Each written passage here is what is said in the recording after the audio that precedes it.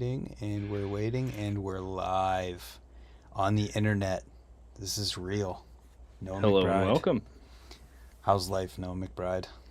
Life is stressful, dude. Stressful. Yeah? Can I get But you to turn or move to that side of your screen? You're yeah, right. I'm trying to get this thing full screen so I can see myself. But Beautiful. do I Uh, look good now? yeah, Do I you're look good. show ready? There we go. We have a camera upgrade in my stream this week. I'm stoked. My What'd you my get? my camera. Victoria got a new phone, so I upgraded from the iPhone Oh, 6 to the iPhone 11 as my web camera. I got one of those. I got like the webcam of all webcams. One of those like fucking $30 Best Buy Oh, we had the same Logitech. one of those. Yeah, dude, it's so good. It's the only webcam I've ever owned. Yep. Kicks ass. Um, First question of the night: is the scene Mhm. dead? Never. The scene's never dead. The scene will never die. Whether or not I create videos or exist, the scene will be alive. So, Word. This weekend, we have two events coming up in the Midwest. There may be more, but the two that I know about: Saturday, Nate Powell's house; Sunday, Toledo Highland Skate Park. hmm It's gonna be cold, so wear two pairs of jeans and pull your pants up, pussy. yeah, I like how you just got straight to that. I had like talking points, and I was like, oh, that could bridge into the Highland Jam, but you're just like, fuck it, let's get the news out of the way. It's not even Friday. Let's just get right to it. But yeah, Highland Jam, don't miss it. Last year was great. I think it was a little warmer last year too. Um, Last year I drove out just because like Chuck was throwing a jam, and Mm-hmm. it was a good time. Guy broke his collarbone on a long jump. Uh, Fucking foot down was ridiculous. The Yep. locals there are like surprisingly ratty at a park that looks like it shouldn't be ridden that hard. Highland Jam, like the resurrection of Highland Jam, because from what all the locals tell me, Highland Jam used to be like a Midwest gym that was just ratty as fuck, and they used to like get the cops called every year. That's all hearsay. I don't know. I wasn't there, but like There's I guess it used to videos. be. Yeah, I guess it used to be nasty, and it's been resurrected by the one, the only Chuck fucking Nagy, Foot and down at Highland Jam is like the kind of thing that people talk about for the rest of their life. From the videos that I've seen, there's bikes, not just like how people, push a bike into the hmm circle. People are throwing bikes at other people, throwing trash cans. hmm It got You know what? You know what's sick about the internet? you probably find a video. Yeah, Yes. that's my impression of the Highland Jam. So basically, if you're within like a 5 hour radius of Toledo, Ohio, and you're not at one of these two events, just don't ever fucking talk to me again. That's basically how that goes. Yeah, sounds good. I have no idea. Oh, there we go. I might have found one. Let me skip ahead to foot down to make sure it's. Is this 2014? I think. It's a good year. Yeah. It's a good year. Um, I see cones being thrown.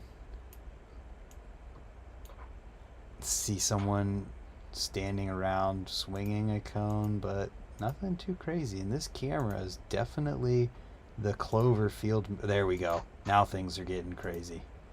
Bikes are being thrown, scooters being thrown, cones being thrown. Oh yeah, it's not too crazy, but it's definitely something. People throwing bikes. That dude just used a bike to not put his foot down. He put his foot on a different bike. This is such good shit, dude. So that being said, Toledo It didn't Sunday. quite look like that last year, but we made do with what we had, and the people that were there fucking threw down. And that's a pretty good jumping off point for what I wanted to talk about tonight. Like Mm-hmm. I feel like kids in Ohio just come out of the fucking woodwork whenever they have a chance to, and there's just like this never-ending fucking pool of talent. From And Ohio. well, the Midwest in general, but Ohio definitely, yeah, is like a hotbed of just like 16 to 18-year-old kids that are just way too fucking good. You know what I mean? Yeah, I would agree with that. Real quick here before it disappears, Casey Smith's in here and said, "What kind of beer?" with a What $5 kind super of chat. beer? So, this is a good story. This is a good pre-story story. I had to go to a bar in Muncie and Oh, pick I up money disappeared. because I'm a general contractor, and that's how life works. And before I left the beer, or before I left the brewery, I was like, "Hey, can I get a to-go beer?" They had a sour that I wanted to get, and the girl was like, "No, we don't have it in the fridge in pre-made cans, but like I can make you some to go." And I was like, "Oh yeah, give me a 4-pack, that'll be great." And I didn't realize that the to-go beers were these 32-ounce fucking, they're like growlers but in a can. So I bought four like a dumbass, and now I have four Ricker Pop size fucking beers in my fridge. But it's some kind of Muncie brewed sour. I'm not exactly sure what the name of it is. I got four of them that are the size of footballs. If you want one, Casey, I've also got a Cincinnati beer for you too. You gotta come to Muncie to redeem it though. Nice. So my beer is the Huge, my big ass water jug. No hoist hydration in that thing. No, our contract ended. So you just quit drinking it all together, you sucker. No, I did. I have one right here. That's good. Uh, No, but I want to also shout out everyone else in the chat because the last one before Casey's super chat was sick. What up from Maryland? Watching on a laptop in a police car, and it doesn't end how you think it would. As I ride around working night shift, not I'm in the police car as a prisoner, or I'm detained. BMX Pete, West Virginia's in here. Space Hopper Mark. I'm not sure where he's from. Where are you from, Mark?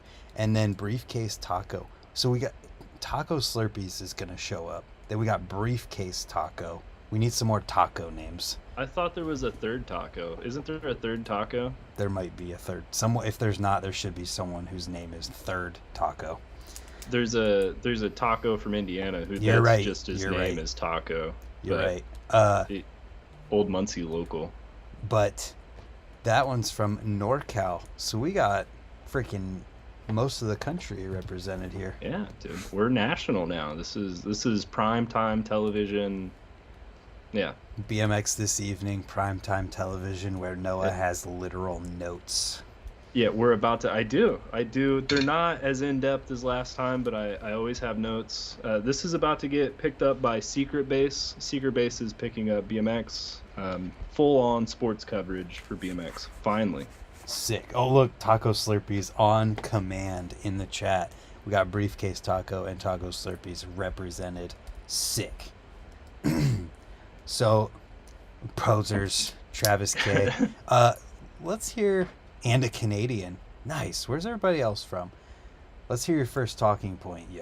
Yeah, organized person. Yeah. So I've been kind of like radio silent for the past, I don't know, since the last time we did one of these. So Corn Hucket, maybe about a month.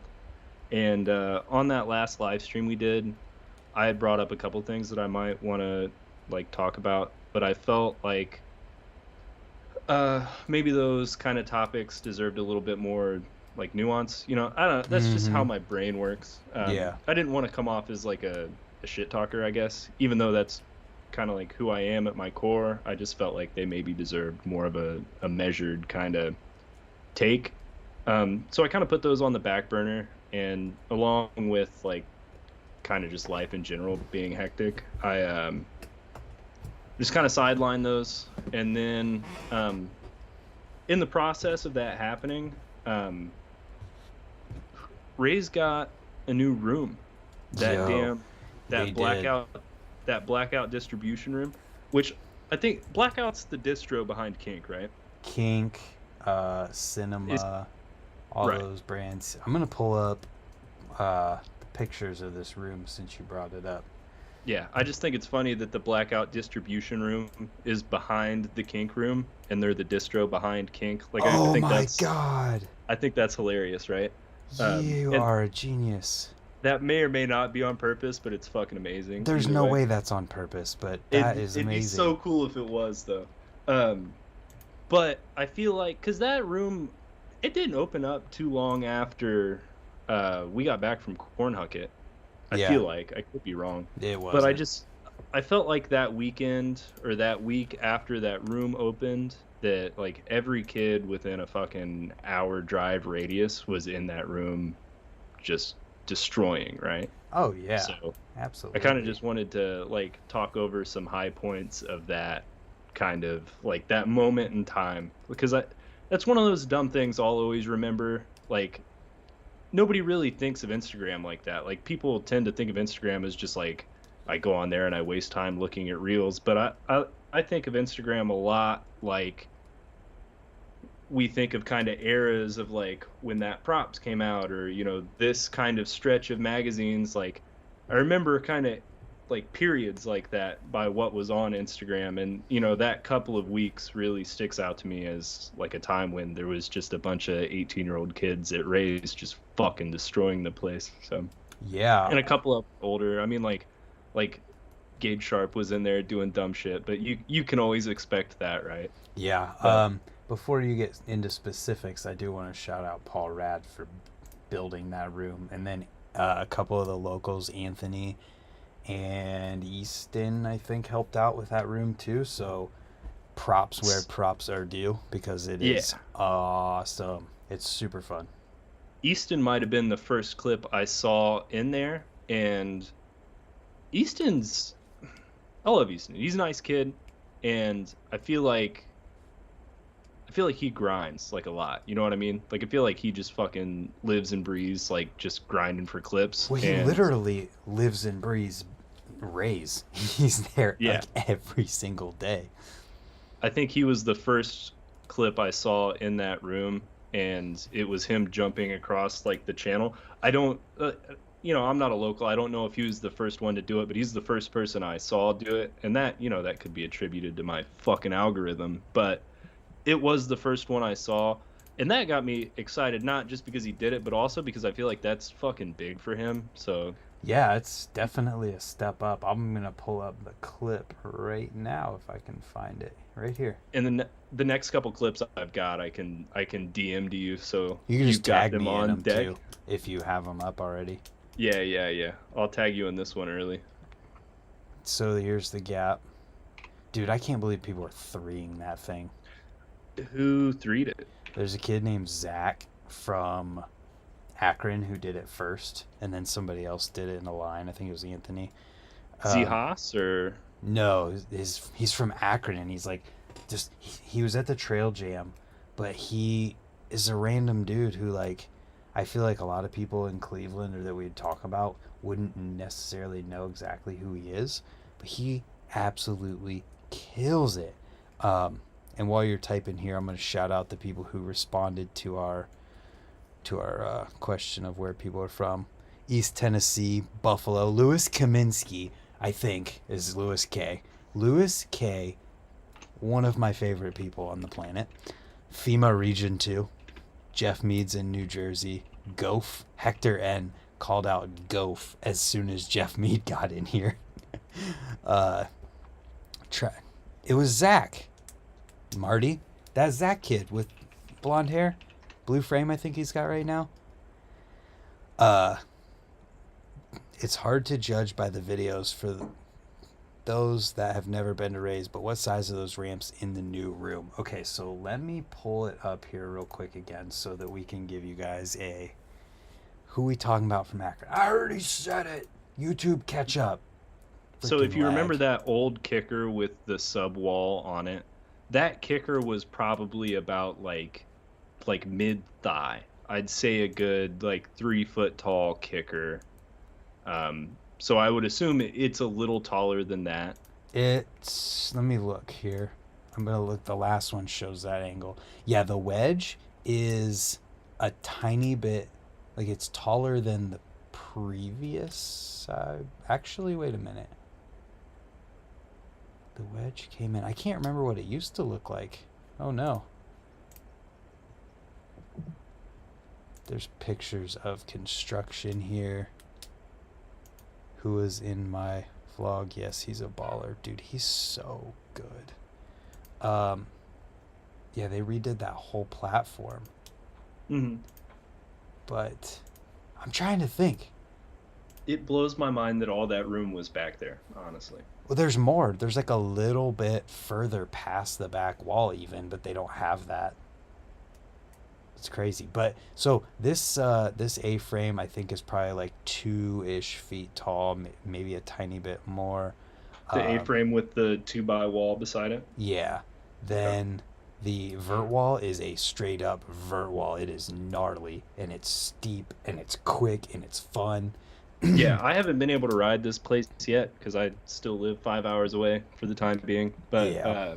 does it feel like the one in Paul's Boutique, like that one off to the left of the door, Not as or is steep. it Not as as okay? Yeah, it's more doable. Um, Before we go into it, what? So you've iced that vert wall already, right? yeah, Okay. yeah. I pull that clip up because I freaking can. Do do do do do do do do. There it is.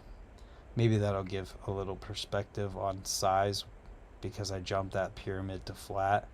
Yeah, it's probably 2.5 feet. I fucking love that jump to flat with the tuck. Dude, we call that in Indiana. We call that the Ohio tuck. That's great. I don't know Hmm. if it's accurate, but it's great. That's just what we call it. Jeff Mead says I'm going to reverse destroy that room when I get there. Reverse destroy. Are you gonna fucking? I think this gives some perspective. If you look at where the height of my handlebars when I'm in the flat bottom, you can Hmm. see how tall things are. Like I would say the the flat of the other side, the top of the Euro is handlebar height. Then the wedge is stem height, so the Euro's like a foot tall. It's barely tall enough for pegs on the sub.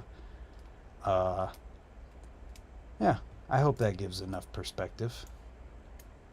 Yeah, and while we're still on the wall, the next rider I have written down is a guy who I believe did a it might have been the ender in one of the Scenes Not Deads we had at Ray's. It was the guy that did the ice, like side ice to fakie in the kink room. Is I believe that was Owen Meyer, and Oh he did yeah, he did the pull out of that vert wall into the kicker, the like alley oop. 270 out. Yeah. Um, He also did the tire ride over the wall cutout. That's the one I tagged you in. I'm gonna need you to be on the opposite side of the screen because you're This behind me. side? Yeah, you're This behind me. side? Yep. I think I just ran over a cat. Oh no. BMX this evening killing cats. Nah, he's alive. He's still a dick though. Dude, Owen is so sick. And I remember when this kid was like actually a kid still, Hmm. had two pegs and brakes, and was just doing little flyouts in the in what is now the kink room.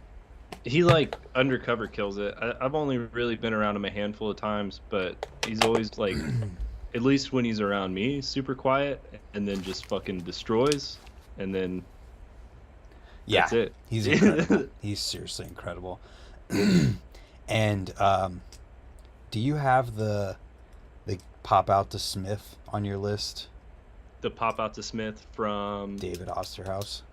no. See, there's so many of these that I couldn't find, That's fine. but I was yeah, just gonna that's pull one it that up I. while we were talking about this specific gap here. Owen is amazing. He does that like the alley oop 180 over the kicker in the kink room, Subaru room. Mhm. It's the Subaru room, damn it. Uh, and it's insane because no one else does it. So Dave is probably one of the most stylish people in Cleveland, maybe Ohio right now.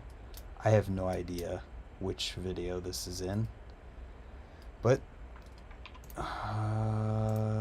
probably not this one. Did he delete it? Or is it this one? Yeah, this one. Dude, the pop out over Smith is so wild. Yeah, that's kind of what I like. when I was talking about it being like a moment in time earlier is because it just felt like my whole fucking feed was this room for like at least 3 days straight. And I'm kind of fucking stupid, so I didn't have the foresight to like save much of them. I saved a handful because in the back of my mind, at some point, I'm still gonna do another cause and a scene, but it'll probably never fucking happen. But so I save like maybe one out of every 5 posts I should, and a lot of them are just lost to time, and maybe that's an issue with the platform itself, like Instagram being just such a fucking trash bin for clips that like we had this moment in Midwest BMX and now it's just like folklore. It's like, oh yeah, you remember that fucking pull out 270, and it's just It dead to is. time unless we bring it up, you know what I mean? It's almost like how before phones and cameras that were readily available, it was just sessions. Like but at the time, see, this is what sucks about it is that at the actual time it's happening, it's not like that. It's Right. people all filming every single thing. But I feel like one day people are going to be bummed when either something happens to Instagram or there's a new Instagram and everyone's like, "Oh my god, everything I've ever posted is just means nothing. It's gone." It's like Snapchat. It's like, "Oh, it's just gone now." Yeah, I mean, that's why you should save clips. First off, that's why you should save clips and put them in an edit. Like that is that reason. But also, like, BMX media used to just be different. Like, there would have been a thing for this event. You know what I mean? Like, this much shredding going down in one place. Like, a photographer would have been there, a video magazine would have been filming. Like, there would have been documentation. And you're never going to get everything, especially in, a world like that where the internet isn't as prevalent. It's like, yeah, there's going to be a lot of underground shredding, but that's like the duality of it. BMX is supposed to be a little bit on the surface and a little bit underground, but the parts that we did capture back in those days before Instagram, they hold a lot more true than the stuff we post to Instagram now. Like the who was the guy that whipped El Toro, Lil Juice, Yeah. right? Yeah, that's that's folklore. It happened on Instagram. We all saw it. We remember the clip, but it's folklore. Whereas if that had happened in a video, or It did happen in the God forbid, video. It's on YouTube.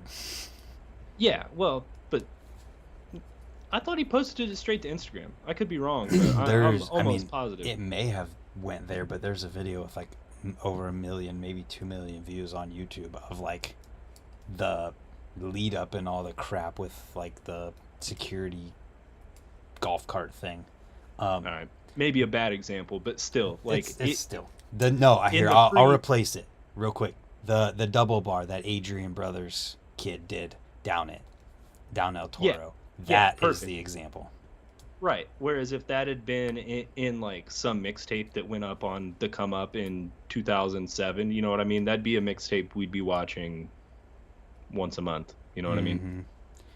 Mm-hmm. Um, One thing too about this conversation is that, like, I mean, I already kind of said it, but things being filmed today on Instagram and disappearing later and only being folklore means that people are just like, God, it's like the Snapchat argument again. But think about that back in the day. The stuff that people talk about that just happened that people were there for. There was no phones that people were stuck behind. You know what I mean?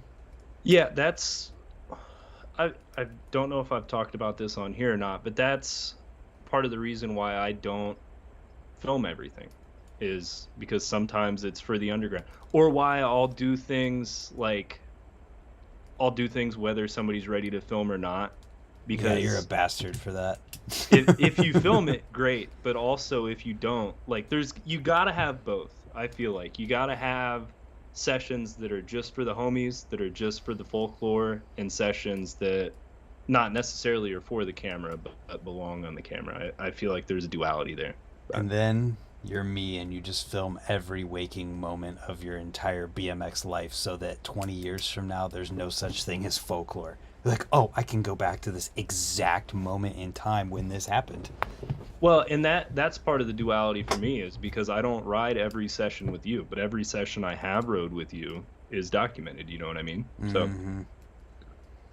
all right, to get off the tangent and get back on the blackout distribution room conversation, I tagged you in a post from Anthony Marucci, who Oh yeah. did this. I'm almost positive this was like the same day or a day after Owen's post. He did manual wall manual on that room, and I just it it might be a little like unassuming, but I thought it was swagged out as fuck. Like it was, I don't know.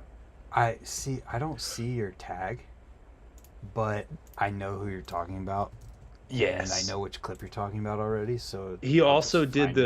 the curved wall manual, and this was right around when that Burn Slow video was coming out. And I just remember seeing this clip and thinking like, why are these kids so fucking good, dude? Dude, it's so sick. It's this conversation that Sponge and I had, I think, the other day, was that they have a generation of people. One, I don't want to skip my thought here in that they're riding all the time at one of the best places that you have to ride in all of the country. Yeah, So yeah. there's that, but then there's also the fact that they have these, like, as they were growing up, not now because they're older now. God damn it, my train of thought sucks. But as they were coming up, 4 years ago or whenever they started riding, they had people that were a little bit older than them that were really, really, really good that they were always seeing riding at Rays. And just being at Rays in general, you're going to see people who are incredible. And Yeah. you just naturally want to, you just end up riding at that level because you're with those people. Because you don't know any better. I mean, that's exactly what I had like at the Muncie indoor. It was just it was Brett, Glenn, the summer lots of the world just destroying one of I mean, it was definitely when it was built the gnarliest fucking park in the Midwest. I mean, the Mm-hmm. kitchen was to come after that, but Muncie when it was built was fucking unbelievable. Yeah. And that was my home park from the time I was at least 8 up until it got torn down in like 2014, and until like 2 years after it got torn down I would have been like 18, 19 when I was like, holy fuck, I really just kind of coasted through all those years of having like basically a training facility in my backyard, and raises that on like fucking crack, you know what I mean? Oh yeah, it's anything you could want to ride Right. almost. Uh, that's it makes the conversation Sponge and I had about Worcester Skate Park kind of hilarious because it was the same thing, but we all got good at riding bikes at this little prefab park that just forced you into like learning tricks and learning things at the park. And because everybody who was riding there was a generation above you was just amazing already, people who Yeah. were in my generation just wanted to get better to be able there, and just ride with those people. there's a that's like a legit problem with BMX is that like on camera or on TV that the idea that ice picking a 3 foot tall prefab quarter pipe is as hard as a backflip just doesn't make sense to like a normal person's mind, right? But to me, I watch you ice pick that quarter pipe or do like anything on that quarter pipe and I'm like, I don't even want to fucking ride it, you know what I mean? It's the same kind of idea, like what you grow up riding kind of makes who you are, whether it's like the gnarliest thing or yeah, fuck off, you know what I mean? I haven't posted this one, but that's the thing. I'm going all of November without posting a single ice pick on my Instagram. No ice November, you fucker. I'm not, like, it's not a thing I was going to announce as like a thing, Well, but you just did. because we're talking about it, and I'm just fucking. that's why it's But not going to show up on Instagram. Did I already screw it up? I don't think so. No, I didn't. Okay, cool. Anyways. yeah, a little bit more recent in the Rays discussion. Um, Somebody who I have misnomered as an Ohio native many a times is a kid named Josh J Money Johnson. Dude, this kid fucking Oh, kills dude, it. that Yeah. kid. Yeah, this kid, I gotta figure out how to find his Instagram. There it is. Jovi J Money, I so got it. good. Is it He the was most there recent recently post? Yeah, it is. doing dumb shit in the blackout room. Oppo Um, bar, then whipping. Was that? hmm Yeah, then alley oop 180. Wall. I can't Three's the talk. driveway. Is Yeah, he he's goofy just footed? I think he oh, might he's be dick goofy footed footed. all to hell, dude. Yeah, he's real good. Yeah, he's just one of my favorite kids. He's just got that drive, just kills it. Yeah, and dude, he was at the Ninth Street DIY Jam, and like he was just going off, and it was so sick because just everything was dialed, and he was doing stuff both directions, and it was just Yeah, rad. and he's got the name of a fucking NASCAR driver, so like it's gonna sound real good on TV when he gets there. Like Josh it's just Johnson. perfect. Yeah. He is a NASCAR driver name, doesn't he? Another heavy pedals kid, kind of on the same level of like 18-year-olds that like I feel like I need to break their kneecaps so I can be half as good as them. Aiden Reed. Did He he post didn't something in there? I can't remember. No, he didn't post anything in there. I just wanted to talk about him because what he did do is he posted a video of him doing a three flip. I think it was the airbag. So he posted the video and then took it down. I don't know why he took it down, but this kid fucking destroys. Yeah, And yeah, my favorite thing about this kid, like he's just one of those kids that like he's the reason I want to be in BMX, if that makes any sense. Like the whole reason I do anything, whether it's the scene's not dead or this or ride a bike, is just to like see the people that deserve shine get shine. And this mm-hmm. kid's one of those kids. Like he's just always positive. He's always killing. Like he's always progressing. And his whole family's that way. Like his dad's the fucking best in the world. His dad and mom are like the nicest two people I've ever fucking met. They're kind Yeah. of like the whole reason that Skatopia trip happened. Like they were just like fucking do it, like go. Like they're just yeah. They've given me hotel rooms from time to time. They're fucking great. Like I love those. Aiden, Yeah. that kid is so sick, and the cool part about this kid is that he has been like this for years now. He used to come to Apple Creek Yeah. like it was 2 years ago because he's so young that like this is the reality for this kid. I think it was probably 2 years ago.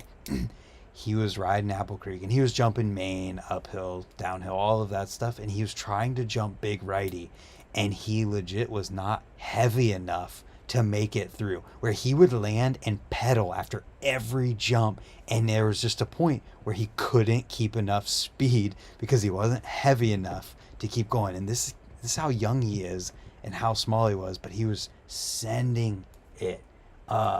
What's that like oh, what the fuck would you call it?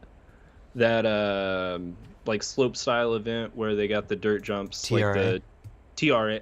I can never remember if it's TRA or TRQ, but he got invited to that, which is fucking awesome. And I don't know how well he did, but just getting the invite at that age is awesome. And he races, and he kind of embodies that whole idea of just like the thing Trevor's always talking about, like just being a bike rider and not Mm-hmm. a park rider or whatever. Like he just wants to ride his fucking bike a lot like J Money. Like J Money just does bike tricks, you know what I mean? And that's fucking sick. And I feel like Chuck has a real good knack for picking kids like that just want to fucking shred no matter what they touch. Yeah. Another cool thing about Aiden too is at that USA BMX thing, he rode in it, and I think somebody in his class did a three flip and Mhm. pulled it, and then he went home and within days did it on his airbag. Yeah, that's so I remember watching him do his first flip to wood. It okay, so I don't really know it. I don't know if it was his first flip or not, but it was at the Winter Welcome Jam. And I just remember him like, because I was on the fucking deck filming, Yeah. and he was like, "I'm gonna do a backflip," and I was like, "You do those?" And he was like, "No," and he just fucking did one, right? And he's just got that like no give a fuck kind of attitude. Yeah. And so I assume it was the same thing with the three flip. Like he was just like, I'm gonna fucking do that, and did it. Yeah, I had a whole thing I wanted to talk about with like three flips and stuff, and it all sparked from him posting that three flip thing, and then he took it down. So I really wonder why he took that down. I don't know if it was because it was to airbag, which I mean I'd give him props for it if he was like, oh, I'm gonna go back and get this to wood, but Yeah, I really don't know. it kind of bummed me out that he took it down because it was the most proper three flip I think I've ever seen since fucking Dave Miro was doing them. You know what I mean? It was legit, that's for sure. It was proper. It sparked like a whole train of thought in my head because it was undeniably a three flip. He was upside down, did a 360, and then Right. landed.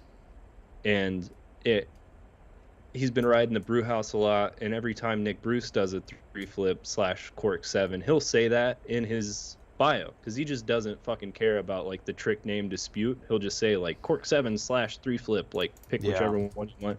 But I know that he in his head knows which one he's doing, but he just doesn't want the fucking comments. Like I'm sure he just got fucking tired of seeing like cork 7 / three Yeah. flip.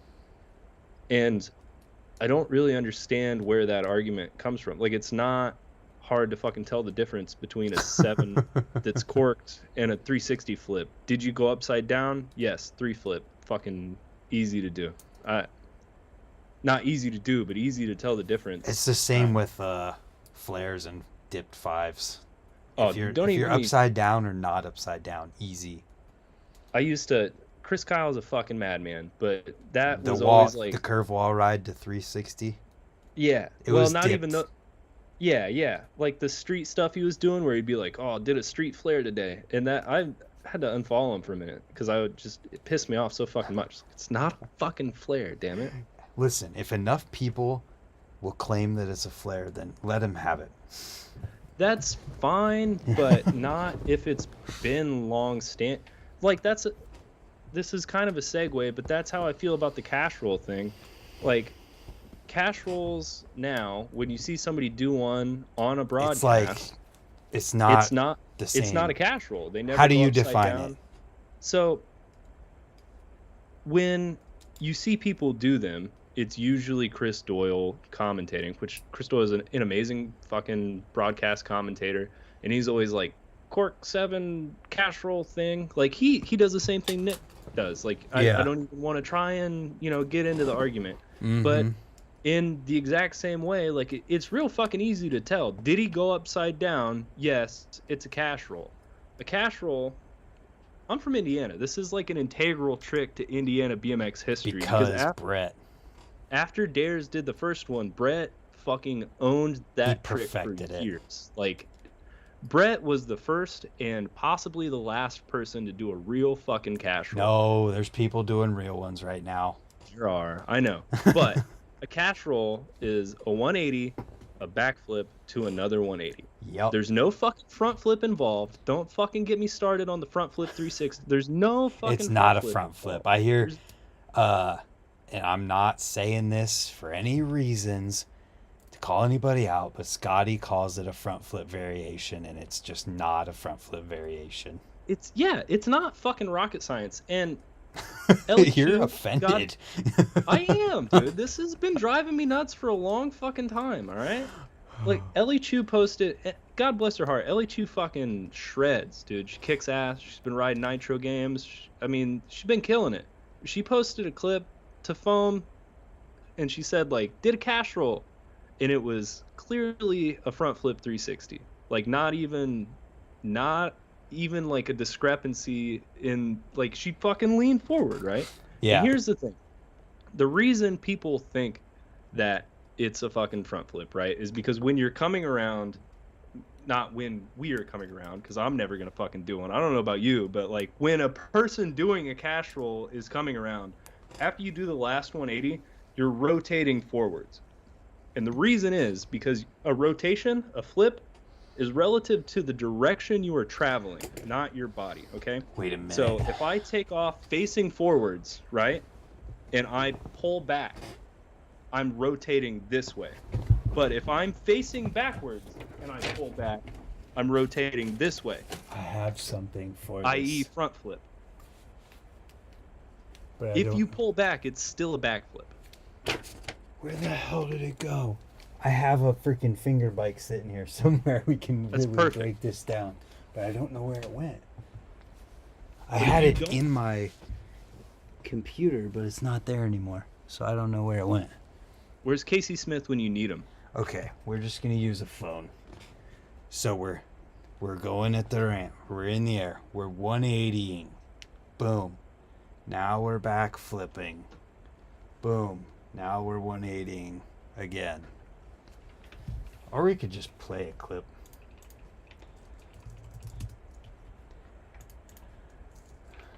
Brett Cash roll. The ones from Dew Tour are the best, dude, because they're on like nasty fucking Vans Triple Crown, or not Vans, Toyota Triple Challenge style Dew jumps. Tour dirt jump.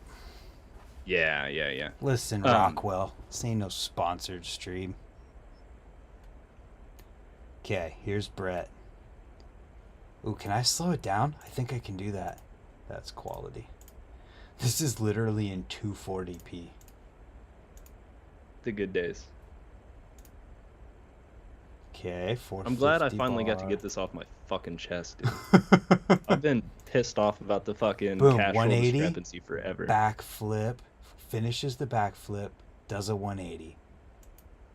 We're going to play this again. We'll play it as many times as it needs to be played. I gotta wait for the stream to catch up so I can see the playback, but yeah. Boom. Just keep on repeating it. 180, Dude, bro, was backflip. I need to make it smaller. so good, dude. Seriously, incredible. There was even like dumb shit that he was doing on these kind of dirt jumps back in the day that like doesn't even get talked about anymore. Like at the time he was doing front flip tuck bars on this size dirt jumps, which is like, this was around the time Scotty's doing front flip tail whips. Well, like wasn't into foam. Did Brett do front flip whip to tuck too? Probably at some point. But I'm not gonna say like 100%. But like I know they were in that race together because I remember going to Muncie and seeing Brett trying them, and then like watching Scotty do one and being like, holy fucking shit! Like I'm watching BMX happen. But yeah, it was. Did it catch up yet? Yeah, yeah. This plays in my dreams, dude. Or every time I see Pat Casey do like a weird fucking bullshit balled up 720 and then somebody go, oh wow, cash roll. It fucking, this is what plays in the back of my head. But Tell me how you really feel. I feel bad about it because like at those events, I feel like Ryan Williams is the perfectionist of this like gymnastic style kind of just like aerial awareness BMX, and he's doing tricks that were kind of like fabled back in the day, like Aussie rolls. I remember like watching people try Aussie rolls into foam pits and be like, yeah, that's never fucking happened. I mean, he's doing them on like dirt jumps. That's fucking ridiculous. And then guys go out here and do a half-ass 720 and you know the announcers call it a fucking cash roll. And I just feel like if I'm Ryan Williams sitting on that roll in, I'm gonna feel like shit. You know what I mean? Yeah. Or any of the other dudes that do real, like Immers does real fucking cash rolls. Fucking who's the other one? Somebody just did one out of a concrete bowl into a grass bank that was way too small to be cash rolled. I remember seeing it on Instagram. If somebody can find that. I'm getting some feedback from early 2000s BMX right now. What's he saying? Said one, Brett did do a front whip to tuck. Okay. Fuck yeah, dude. I love this guy. He's so good at that shit. There's more. Mira couldn't do a 360 backflip without taking his hands off. That's air traffic controller for sure, yeah. And then Dares was trying 360 front flips into the foam when he invented the cash roll in the process. I feel like that's where the discrepancy comes from, because I feel like it's not a trick that really got done consistently until the past like handful of years, right? So I feel like up until then, the only thing people remember it from is like that Nike 6.0 like featurette where he says like I was trying front flip 360s in his like fucking Venezuela accent, and Mm-hmm. then they just forget about the rest of it and they're like, oh, 360 front flip, Yeah. because Behringer was at the time, there was like a weird race for 360 front flip going down, wasn't there? So it was kind of like in the zeitgeist. 360 front flip was, Mm-hmm. and then cash roll just kind of got born out of that, and then you had that like powerhouse struggle between Brett and fucking Scotty, and then the FISA Olympics thing happened, and now they're everywhere, and people just do them all shitty. There's a real scuffed history of the cash roll, but Yeah. I feel like that's how it went. What am I saying? He said he's not calling a cash roll a 360 front flip, but it evolved from that. Yes, absolutely. Jeff Yeah. said, "How do you accidentally learn a backflip trick when trying a front flip trick?" It's in that featurette. It's still on YouTube. He says like he couldn't get it to come around, so he was just like, "Fuck it, I'll just yank backwards and see what happens," and he did a cash roll. Like, it's the most Daniel Dares thing ever. I mean, I could see how, if you think about it, if you're trying to front flip and you're backwards, like if you want it, I don't know, it kind of makes sense how it could accidentally go that way. Yeah, it's what I was saying earlier is like your forward backwards, your what would that be? X rotational axis is relative your to yaw. Yeah, is relative to where you're moving, not your body. So I have a if Power you Ranger we could illustrate with. if you do a front flip and then turn around, you're doing a backflip relative to your body. So you do the 180 and then you backflip. When you do the next 180, you're rotating forward. This is, yeah. Makes sense to me. I don't know. It was But, Carl that did it from the bank to the grass.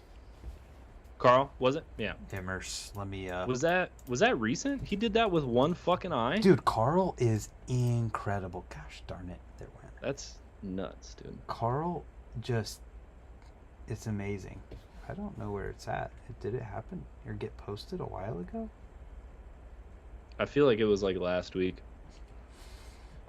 Yeah, I don't see it. Either way, so your agenda. Let's keep your agenda moving. I ran out of all my riders I wanted to talk about. Oh, so we were just talking about people from Ohio at that point. Yeah. I'm trying to think if there's any more tricks that I get really upset about. We got to get Casey in here to explain the difference between fuck-footed and dick-footed. I just want to say, Casey told me one time that if I didn't stop going in on ice to foot jams, wrong foot forward, he was gonna kill me. Yeah. No, that's for real. Like, there was a thing where if you drop your foot on a foot jam, you get fucking roasted. Oh, I don't have my foot dropped. I have just opposite footed going in. It's still ugly. It's the same thing. I love it. It doesn't count. That's fine. I don't care if it counts or not. I landed the trick. What was I gonna say? Who is the most underground, underrated rider in BMX right now? I knew you were gonna ask me this. Like so what I do is I drive around and I talk to myself, right? And I run over like the talking points that I want to talk about. Okay. And this is a conversation I have with myself a lot. Okay. And much like if you were to ask like a college football scouter like who their number one scout would be, like I can't give you all the fucking dirty secrets, right? Like I got to keep a couple of them in the like. Well, then give me your number 2. Well, they're all number one in my book. That's the thing about like how I am. Pick one. No, I'm not saying I'm not going to give you one. I'm just saying like there's so many that I feel like if I pick one, I need to go on forever talking about all of them. No. No, we'll save it. We need right now. Give me the most underrated rider in BMX. Yeah, give me a second here cuz I'm trying to make a clip, Noah. I know. No, it's It's hard. It's okay. I'm not going to edit it anyways. I'll give you a good one. So out of Ohio, like I'm very tempted. Like I just want to give love to all the guys that show me love, right? So like Trevor and Nathan Powell come to mind really quick, but that's not really like a fair slice. So Do, who do we do Ohio or are you doing just in general? I'm doing Ohio, right? And I'm Okay, so so let's those are rephrase this then. Who is your most underrated rider in Ohio? uh the guy that comes to mind um, is somebody we ran into on that middle management trip, the first one where we went to Skatopia. We stopped off at the one with the subrail, the red subrail. The Red Suburb, Newark? We stopped off at Newark and we saw one local, basically the whole trip. And this guy, just fucking destroyed every quarter pipe he touched. Like the most local you've ever met. Like he killed it. BMX Lee, dude, he fucking destroys. I talked to you a little bit about that Buckeye BMX YouTube channel, and he's got Um, some stuff in there. okay. That Buckeye YouTube BMX channel is so fucking good. Um, I hope he puts out more videos. I kind of know who that is, but I don't know who it is, to be dude, honest. So I'll be BMX Lee, totally dude. candid here and I'll be transparent. Levi Tigner kind of made himself underground and underrated by telling everyone as he was growing up riding that he was sponsored by Monster and all these other people when You I know whose don't know fault the that is? reality of it is. I don't know That's anything. There used to be this website called Sponsor Me, dude. Are you talking about what the hell? What was it Yeah, called? It had a name. the It, Sponsor Me, dude. no, it was something else. Hook it. Yeah, same idea. And you'd get like I got Osiris fucking 25% off coupons. So I was like 8 years old and I'd go to the fucking skate park, be like, I get hooked up by Osiris, dude. Fuck you. You know Yeah, what I well, mean? it rubbed a lot of people the wrong way, and so he didn't get maybe the love that his riding deserved because of some of that in his area. That's that's underground, baby. Fucking I'm not saying one way or the other. I'm just saying that that is like what I experienced. yeah, yeah. You gotta rub a couple sticks to make fire, dude. All I know is I went to fucking Newark and I saw this kid blast a fucking tabletop out of a 9 foot quarter that I thought was fucking awesome. And Yeah, then oh, I was at he's home. incredible. Then I was at home watching that Buckeye BMX stuff, and I saw him fucking blasted on that channel too, and I was fucking stoked. Yeah, yeah. There's no denying because there's a lot of people who probably have no idea who Levi Tigner is just because they just don't. I don't even know his real name. Like his Well, that's his fucking real name. yeah, his handle is so good that I just call him by that. Yeah. Yeah. What a good segment. Yeah. I wanna finish up on that fucking Buckeye BMX thing too. Like that channel it's kind of it's You're not talking YouTube, right? necessarily yeah, Buckeye BMX. It's not necessarily like video magazine style videos, but it's edited in a way that kind of feels like a video magazine, like the art style, I guess you would say. This guy knows how to edit, and it's a little avant-garde, if you will. It's not a straightforward edit. It's not like a whole month like I do. It's more day focused stuff. There's only 3 videos on the fucking thing, but I fucking love it. It's really good stuff. Um, I'm I hope he clicking does through more. right now. I really hope he does more. So I They're see fucking good. Avery.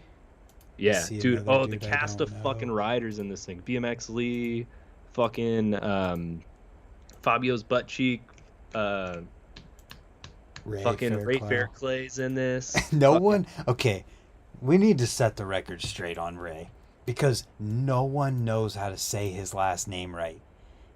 John at the Trails calls him Ray Fairchild. Fairchild. Farclaw is my favorite one. His last name It's so Ray good. Fairclough. Farclaw. God damn it, Noah. But yeah, dude. Yeah, so Ray is incredible. Ray, okay, listen. If we're going to talk about underrated riders, Mm-hmm. Ray has to be on this list because he has been around since the Dirty East contest Mm-hmm. days where he was making finals against like the top pros in the country. Making finals. Kevin Teets was right there beside him. They would literally take doubles runs in the Flo's Dirty East contests. Yeah, well, that's like a whole different like category of underground rider though, because like a lot of my favorite riders from Indiana are like that too. Mm-hmm. It's all the nah, fuck, I'm going name blank, but like You're good. No worries. motherfucker, it's all the Jacob Marxes of the world that I'm like fucking stoked on, right? And I feel like a Ray Fairclough Ray fit Fairclay. into that category very easily. But when you get into like the underground riders we were talking about, like these Rays kids or a BMX Lee, like there's no dirty easts for them to really go to anymore. There's Mm-hmm. no competitions where they're riding against, the fucking big names that are going to get picked up by a video magazine or a magazine and make that kind of coverage. So like underground back then, even if you're underground, you're still more likely to be known, at least by people in your region, where now it's like all these kids that are equally as good as they would have been back then don't get the same kind of coverage. Sure, they got fucking 1,000 likes on Instagram, but half of those are fucking people just searching up hashtag BMX. You know what I mean? Yeah, yeah, you're definitely onto something with that. And the hard part about the Dirty East style contest of today is that people are so spread out and like segmented in different areas that you're just not going to get the same turnout to a contest like that you did back then. At least not in the Midwest. Well, that's how social media makes it feel, dude. I mean, in reality, there's people 10 miles, like in a 10-mile radius from me, that have rode BMX their entire life that I don't even know. You know what I mean? Like that's just how BMX works. So like it It feels might feel super that way spread for out. you, but that doesn't exist for me. Dude, it's a thing. There's no way. There might be Even like if the one. circle, even if the circle is big, even one, does that not blow your fucking mind? One person. I've been riding since basically before I can fucking remember, right? So Yeah. one person in my like in a place I've lived my entire life that I've never met. We've both been riding bikes. That blows my fucking mind. But I it like that's how BMX works, dude. I think our Every 10-mile town. radiuses are different. I don't know, dude. You ever been to Muncie? No. You should come sometime. I got some stuff for you. I know. There's stuff out here. I came to ride that jam. Yeah, yeah. Well, you didn't come to Muncie. That's fucking Frankton. That's an hour away, dude. Well, anyways, That's keep out by going with Casey. your tirade. Yeah, no, that's basically it. Is I don't even remember how I started on that. I'm not even gonna lie to you. I don't Well, even you're remember. talking about jams or contests. What I'm saying is that when you play those Dirty East videos back, the people who are in those contests are like the big name pros of the late 2010s and even big name pros from today. Like Garrett's in those. Brett was in Hmm. those. And Yeah, it has a lot to do with the people that saw. I hate to use this word, but the people that saw the advertising for that event are the people that cared. Whereas, like now, if you put a flyer on Instagram, you know, well, 10% of my followers don't give a fuck about BMX, and 50% of the people that saw the post saw it through hashtags don't give a fuck, you know. Um, so, you know, maybe if you're lucky, 5% of the people that see the post come. Whereas back in the day, you're spreading this thing by word of mouth. Maybe you got it in a magazine. Maybe it's in a video somewhere, or it more likely is in a chat board on the internet full of people that are looking for this kind of thing to go to. It it's just a different landscape that we live in. Like, it's hard to get people, like, it would be hard to manufacture a fucking Dirty East or a Ghetto Jam or hell, even like a Texas Toast style event. Like, I know we got Swamp Fest, but like it's just hard to get something like that going just solely based on how we distribute BMX. Well, the reality of it too is that in the mid like 2000s, what they call it, BMX had somewhat of a base camp in Ohio because of Changa and the Flow. The Flow was like a skate park that was a destination for people to go to, and there was people moving to Ohio for Changa. Like literally, there's people that still live in Ohio because they moved here for Changa 1. And Yeah, that's uh, coming back around too. it is, but that's part of why those contests got so big too, is because they were legendary contests for people to go to back in the day. So like a fair comparison to this would be like if you held a BMX contest at like House Park in Austin. If you Hmm. held a contest there and put out the word, For you're going to HB, probably yep. get around the same amount of big name riders who are going to show up. And if you format it correctly, the same way that Dirty East would have been formatted, where it's like jam format and you don't have runs, basically like how the Chenga contest was formatted Hmm. that Trevor did, uh, you'll end up with something similar. The riding will look different because riding has changed, but it See, definitely. I don't think riding has changed that much. I think that the way we interact with BMX has changed because the thing is, if you were to, because they have put out that kind of event, that kind of Austin, like come here, Rockstar did it, Chase Hawk and Rockstar did it this year, and like people went, but not as much and not as many like underground riders as were going to the Dirty East thing, because when you see a fucking event on Instagram that says Austin, Texas, like I don't think like, oh fuck, gotta go to that. Whereas like when you put it in a fucking message board that's got, maybe it's only got 200 active users, but 100 of those active users are like fucking searching for the next fucking event that's happening in a fucking 15-mile driving radius, and they're like, I'm gonna go no matter fucking what. You know what I mean? It it's just, it's a different group of people seeing these events, and I, I think it has a lot to do with where BMX exists, because when BMX existed in magazines and on message boards and in video magazines, like it was just reaching a different crew of riders, whereas like the hardcore riders nowadays are either grinding out a fucking flat ledge or, putting in hours on an airbag. Hardcore riders back then were going to events to get coverage so they could make the name instead of trying to get their next Instagram clip. You know what I mean? I Ye- think I think a lot of what BMX is going through has like is directly related to Instagram and the way we see BMX. Probably.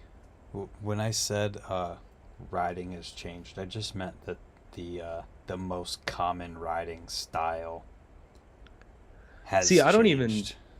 I don't even think that's true. I mean, I think what has changed is the writing style that we see, because No, because if that was true, you would be able to go to any random skate park across the country and take a survey and see more people with brakes and two pegs. Right now, you could travel anywhere, and if you do a survey of all BMX riders, there will be more free coasters and four pegs than there are brakes and two pegs. sort of, but the people that were riding four pegs and brakes back in the day didn't take off their pegs and take off their brakes. Some of them did. This is all generalities, but like for the most part, you know, the Asado fans in the crowd are still Asado fans, but more people have came into BMX and they started riding like the things they saw. You know what I Exactly, mean? that's what I'm saying, bud. BMX changed a little, or the riding changed a little bit. I think there's I think BMX is way more rounded than we actually like see, and that's why Oh, you it see it people. probably is. That's why you see people like Dennis and Martinez putting brakes back on, or you see people like fucking Chijo getting more shine, is Mm-hmm. because like we're starting to realize that there's you know, you can only watch so many why nots before you're like, fuck, I'd like to see some brake tricks. You know what I mean? Mm-hmm. Well, we literally have gone through from about the 2010 to, I mean, from about 2010 on, it became flat ledges and flat rails and super super technical grind stuff from most people. And when you look at most of the AMs that are getting on to companies, Mm-hmm. they're like clones of each other who are trying to ride at this level and do the same tricks that the guys who are pros are doing. Yeah, I feel like there's a little bit of disconnect there too, because like all the kids that I think are fucking sick, like your Josh Johnsons or whatever, they can ride both. He can do a fucking trick on a quarter pipe all at Oh, once. there's But no doubt about that. right, I feel like when these kids get picked up by these companies, they're like, I gotta put out the fucking banger street edit. Well, there's that, and also it just feels like companies are looking for people who are Hmm. similar to those. It just feels like a lot of AMs that come out are doing similar stuff that There's are like, also Yeah, there's a lot of like closet park riders out there, like all of them. Garrett used to oh fucking yeah, shred park when he was going in the mid to late 2000s. He was fucking he's killing winning, metro jams, winning park contests, destroying. Yeah. literally winning. And now the only thing people talk about is him, doing 540 cab bars down 5 blocks and Dude, shit. It's like, the best thing ever we could talk about is how all of, let's see, I got to put an age on this. All of this huge name pro riders over the age of, let's say, 25 that are out there right now, it might be like 28, but all of them at that range or above used to be skate park destroyers before they got to where they're at now. all I can think about is how much you look like a 16-year-old Garrett Reynolds. Have you ever seen with the hair? If you put on a bandana, dude, you could Halloween cosplay as 16-year-old Garrett Reynolds. I got a couple around. Like a neon green checkered bandana, you would be fucking. I wouldn't be doing bar spins like him. Yeah, you're But either way, I mean, just look at right. that list. Look at the list. Corey Martinez, skate park destroyer.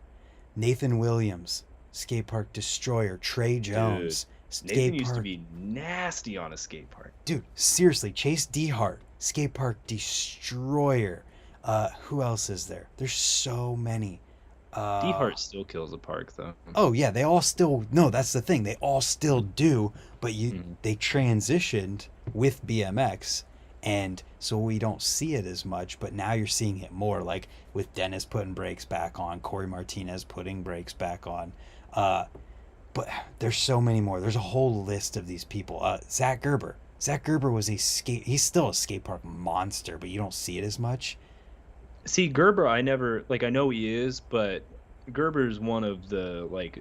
I think he's a true street grinder. I, Dude, I Zach honestly, in Gerber. my realm, I know he can. I've seen him do it, but in my like mind's eye, when I see Zach Gerber and I think about all the footage I've seen of him, I only remember clips in the streets. But when I think of Garrett, and maybe it's just from like the time I started watching BMX media, all I think about is fucking 16-year-old Garrett Reynolds in props doing fucking three whips, dude. It's You're like, missing the part of where Zach Gerber used to do flare turn down to five tap on quarters, and he did the Abubaca to front flip at the same, hmm like, yeah, arguable. There's like I back know. and forth on who did that first between him and Scotty. Yeah, that's why I like Zach so much because he took all those tricks to the street, like the roll call, flare off the fucking loading dock. Like Zach was one of my favorite riders for a long fucking time, dude. Mm-hmm. Yeah. Yeah, he's incredible. He literally, I'm just gonna show these at this point. He literally made these. That's all you get. uh, anyways, there's more. We need to keep this list going because I love this conversation. Because I've had it The so many times. The amount of people who are skate park destroyers before they turned into. Oh my God, who? Boyd Hilder talked about how he grew up wanting to do he was doing all the crazy park tricks. He's younger, but he's a good example of that. We just didn't see it. Who I think else? I think of Trey. Have you ever seen Trey's Sponsor Me tape? Oh yeah, because he was doing flare Dude, turn down to 5 taps too. so good. Yep. Yep, double whip airs. Like, I like that Trey better than I like fucking. Oh, what's the Shadow video I'm thinking of? what could go wrong? That's the one. There's so many of these people though. Like, because you look at the Dirty East video and you see who's still around and the people who are in those contests that are still pro to this day, and they're killing the freaking skate park scene back in the day. Did we ever get to talk about Z-Hoss doing the Taj Gap? I don't remember. Do you think anybody could ever trick over the Taj Gap? Yes, I wouldn't see why not. I mean, anybody who could jump it consistently should be able to do a table over it. Okay, tables don't count. I mean, I want to see Z-Hoss bar over it. I'm pretty sure I said that in his post where he did it. Maybe. Did he I take that post No, down? I'm pretty Is it sure I still commented on online? that, like, hey, you could bar over that, and he was like, yeah, in my fucking dreams or something. But Did he keep that post up? I can't even remember. I disagree with that Trey opinion. What are you saying? That you like fucking Tuck to Firecracker Trey more than you like fucking Flare Trey? Flare Trey was sick. Flare Trey was awesome, dude. I want to see all Trey. I want to see him riding skate parks and street stuff in his videos. I'll take either end of the Trey spectrum. All right, I either like the really early stuff or the really late stuff. I either want to see Trey do a fucking flare in a really deep fucking medium V-neck, or I want to see Trey do a no shoe foot jam. Those are the only two Treys that I will accept. Look, Do not what pass could go wrong go. is great. Dr. Peppers are awesome, but those are the two I'm looking for.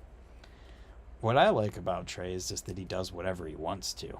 Yeah, absolutely. That's like my fucking goal in life. Yeah. You don't do whatever you want to right now when you ride. No, I do, but I could be doing more of what I want to. You know what I mean? I understand. I could have more broken down bands, but I only have one. So I could reach new heights. You know what I mean?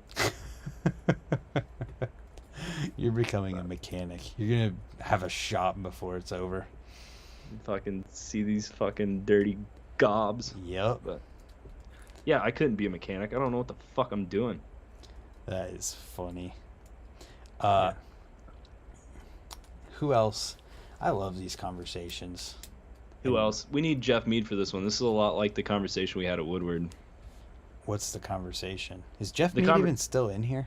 The conversation we had at Woodward was who would have been in the Olympics. Oh, if it Yeah. was Yeah. 20, 10 years ago, however many years ago we want to say. Yeah, I was like 10 beers deep for that conversation. That was so good, though. Yeah, that was a good one. I just love that stuff. What's going on right now that makes you stoked? That doesn't have to do with Ohio. Fuck. I'll be honest with you, man. I haven't been watching a lot of BMX. That's okay. What makes you stoked in general? I'm just stoked to fucking go ride this weekend. Yeah, I just been super fucking busy. Just trying to make money to be able to go ride. Yeah. I'm still trying to hit that like deadline I made where I want to be like filming again in January. Yeah. So Is it looking good? no. Oh, okay. No, not at all, really. But you know that's what I'm working for. I want to buy a B cam by then. Ooh. Yeah. And you know me, I always want the most expensive camera. So Just get an iPhone. go fuck yourself. I'll fucking die before I buy an iPhone, dude. But yeah, what's getting me stoked in BMX right now? I mean, we already talked about it. It's all those guys that we brought up at the beginning of the show. Mm-hmm. And I've been trying to think of more ever since we started. And And kind of like we talked about with like, oh, you never told me your favorite underground rider. I gave you Bro, BMX. Who you got? mine is so easily guessable. It's like not even comprehensible. Trevor. No. Sponge. Yes. Oh, come on. No. He's the best rider in the universe. No one has. There's Okay. Yeah. literally no one has yet to do an X up nose manual. Still,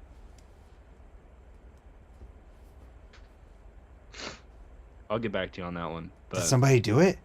I've seen one. But Somebody did one. Is it filmed? It's gonna go into something. You don't have to say what. It just it happened. no, I didn't film it, but I've seen one in my lifetime. Really? I swear to God. I'm like I said, I'll have to get back to you on that one. That's deep in the fucking. But that's the thing. So the thing with Sponge too is like I did my singular fucking Lip Lords clip, right? Yeah. And then I went back and I was watching all of them, and Sponge one-upped it before I ever did it. He did He fucking did. can foot plant to Whiplash, and I was like, son of a fucking bitch. He did. This fucking dick.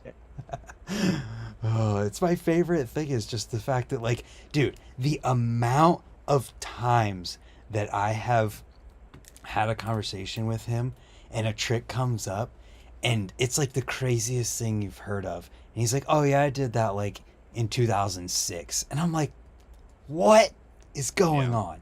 Like, Mine are never that crazy, but I definitely have a lot of times where I'm talking to people about tricks and I'm like, yeah, I did that one a long mm-hmm. time ago, and they're like, nah, fucking bullshit, you did. I'm like, dude, I swear, like, Yeah. trust me, please. But like no, the thing about Sponge is that he doesn't use social media, and the only videos. I mean, people all know that he's the best. Like anyone who knows knows, but the people who I guess that's like the definition of underground. The people who know, but the majority of people don't. I, this is a hard left turn from what we were just talking about, and I'm Let's sorry go. for that. Let's go. Um, so Stephen Hamilton's Full Frontal. Oh my God! Listen, do you want to hear the text I got about that? Yeah, I do. Victoria texted me and was like, "Are we just gonna ignore what was just posted?" And I was like, "Yes." I'm pretty sure. I'm pretty sure I just tagged Casey in it. I'm almost positive because I have a fascination with shit posts, Well, and if dude, here's my outlook on Hamilton. I'll give it after you finish your sentence. I didn't mean to cut you off. no, you're fine because your sentence is probably gonna be way more interesting than mine. But I have a fascination with shit posts, right? And I for the longest time I thought Casey did them the best. And if you don't know what a shit post is, it's basically a panel of 10 pictures, and they can be basically whatever you want. They can have a storyline, they could be totally non-related, they could be ironic, they can not be. Like FBM does them all the time, and he'll just caption them the people. You know, since the company's defunct and he can post whatever he wants, he just does like deep dives, like history kind of things. Yeah. Casey does them where he'll save like 10 pictures and they're all fucking hilarious, and then he'll post them. I think I'm up to like 3 appearances in Casey shit posts. Yeah, I have a I few too. I'm stoked on that. This is basically like my Nora Cup. I'm so proud of my Casey shitpost appearances. Hamilton does really fucking good ones. Listen, My favorite. keep going. Your favorite my what? favorite. My favorite part of the Stephen Hamilton shitposts is just like the random asses. Like he just posts like big ass in it. It's so fucking good. It'll just be like skate clip, Steven's dick, big ass. It's so good. Okay. I shout out to Jeremy from Akron who sent me the Sponge X Up Nose clip just now so I could post it. Or show it on the screen. I gotta say something about that real quick since I showed it. That clip actually won the premium nose manual contest when they did that years ago. But Yeah. Facebook didn't show me the message request from Colin McKay about it. So somebody else won because I didn't get the message to get back to him about it because Sponge didn't have social media. So anyways, here's my outlook on Hamilton. Hamilton is an artist in every sense of the word because I can pretty much guarantee that he has there's a method behind. I don't think that there's randomness to what he's posting. I think that there's this artistic touch that's guiding every single choice and every single position of like his stuff that gets put into a collage and all of that. Because when I would ride with him on like a daily basis when I lived in Columbus, that's just the way his brain seemed to work when we were riding. Like we'd go to a spot and you could just see him like looking around all over the place. Did I ever tell you the story of him and I riding street one time and him like in Canton or Akron? And I don't so think so. he came up randomly, stayed at my house, and we went and rode street in Canton. And we're at this spot that he found and knew about, and it's got this cool little bank to parking block. And if you've Right. ever heard me tell this story before, I'm sorry, but I haven't.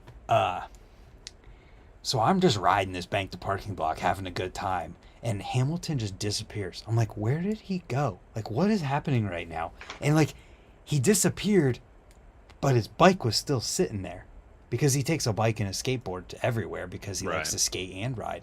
So, I turn around at one point to see him with like his skateboard, and he's pushing this thing that is like a pallet but with fake bricks on it, that is like this thing he just found. I'm like, what? I have no idea what's even going on right now. But we were going to the spot and he put it in this thing to make it a perfect setup to ride. And like, this is what I'm talking about, where like he's an artist in every sense of the word, because we go to the spot and like he's not done when you just get to the spot and finding what you could, like, he's looking for stuff around to enhance the spot even further and make certain things possible that weren't. Another great example is us riding a roof in Columbus, and he literally has to bring like bricks and a board up onto this roof so we can get like and ride a certain area, because you have to jump up to a second stage roof. Yeah. There's another Instagram post of his it was a skateboard clip. Cancel me now, but it's fine. Where he like cut that same fucking like power slide on the wall back to itself like 5 or 6 times. And like you were saying, like I'm sure that's the thing about shit posts, is everybody that makes one, in their mind there's art to it. There's like a flow and a direction, but when other people look at them, it's just like, what They have no idea what's the going on. fuck is going on? And that's why I love it, is trying to like piece together somebody else's art like that is just fucking beautiful to me. Yeah, I think the artist is a perfect word to describe him. I mean, literally the reason why the way I ride street and ride bikes in general was completely changed from riding with him, because we'd get to a spot and like, yeah, there might be a bank to sub there, but he's looking for something else to use with it, or a different way to use the spot. And because I did that with him so much, it just like changed the way I look at riding completely. This is another left turn. I've got a lot of those. Let's keep going. Let's be NASCAR, baby. They're making a left turn. The next stream I want to do, I want to have Jeff Mead on, because I feel like he's the perfect candidate for this idea. And I want to do like I want to see, like, we'll pick a number, like let's say like 500 names. We just got to sit here and come up with 500 BMX names. I know it sounds stupid, but we're talking about fucking Stephen Hamilton. And thinking about Stephen Hamilton, fucking Sean Arata just comes into my mind, right? Okay. So you put us three in a fucking chat and we just talk about BMX riders. Like we could do that. Do we have to talk about them, or do we we just don't have list to, names? but we will. You know how every time me and Jeff are around each other, we just talk about fucking Josh Harrington? We just talk about lots of things, yeah. But most specifically Josh. I don't realize that this was a reoccurring theme. It is. Okay. It's a thing. But Okay. that's the kind of idea I'm talking about. Well, I feel like it's the full embodiment of BMX After Dark. let's do it. We couldn't. but you'd have to get fucking Jeff on. I Make feel it a like that's the hard 5-part part. series, 100 ago. It's not a bad idea. Yeah, because we're gonna have to keep track of this, and that's gonna be tough. Not really. I can count to 500, dude. Do you It's just realize like how trying to long it figure. would take to count to 500, just not stopping? If you do it fast enough, it would take 500 seconds. Yeah, but you're not gonna list five. All That's right. We'll see how it goes. We'll see how it goes. I'm down, but we got to see how it goes. yeah. That is hilarious. Any other? I feel like you copped out on your underground Ohio rider, dude. All right, I'll give a real one. They have to still live in Ohio. Just because he's working in Montana, that's a BS technicality. No. Damn you. Cool name, Matt Hoffman's Baker. What's that mean? Anyway, God, I gotta think here. Underrated, underground, Ohio. So it has to be Ohio, huh? Mm-hmm. Dude, this is easy now. I don't know how much he's been like traveling doing shows, but Vinny DeVera. Do you even know who that is? I do. Vinny's a no. legend. That guy might be Michigan. Son of a bitch. Yeah. Who? I was thinking of, God fucking kill me now. Can't remember his name. Donovan. Oh yeah, he rules. Yeah, the guy that 540 down. 720'd down the double set at the DIY in Canton. He 540 down the 4 block at Upland, Yeah. Toledo. Dude Yeah. is incredible. Yeah. Vinny is the kind of dude who has done some of the most crazy things. Is Vinny the one that can no, that's Geo. Geo's another one that's like Dude. pretty underground. Like Ohio has so many people who just kill it on another level. That's my favorite thing. And they kill it to a degree where I feel like they should be picked up. Vinny, or at least, legitimately, yes. Vinny and Geo both. Right. Vinny, though, should have been pro for a frame company 5 years ago. right. And they ride on that level. But my favorite part is like I go to Ohio and it's always a roll of the dice. Like who the fuck are you gonna see? Like that's where my fascination for Ohio comes from. Because it's like that's how I met Trevor. I just went to fucking Changa one time and he was just there, right? Like that. Yeah. That's just how you know. And you meet somebody you never know, and they're like, "What's up?" And then they do fucking Trevor bullshit front brake tricks, and you're like, "Holy fucking shit!" Yeah. Yeah, Vinny, though, I mean, he's done double flips.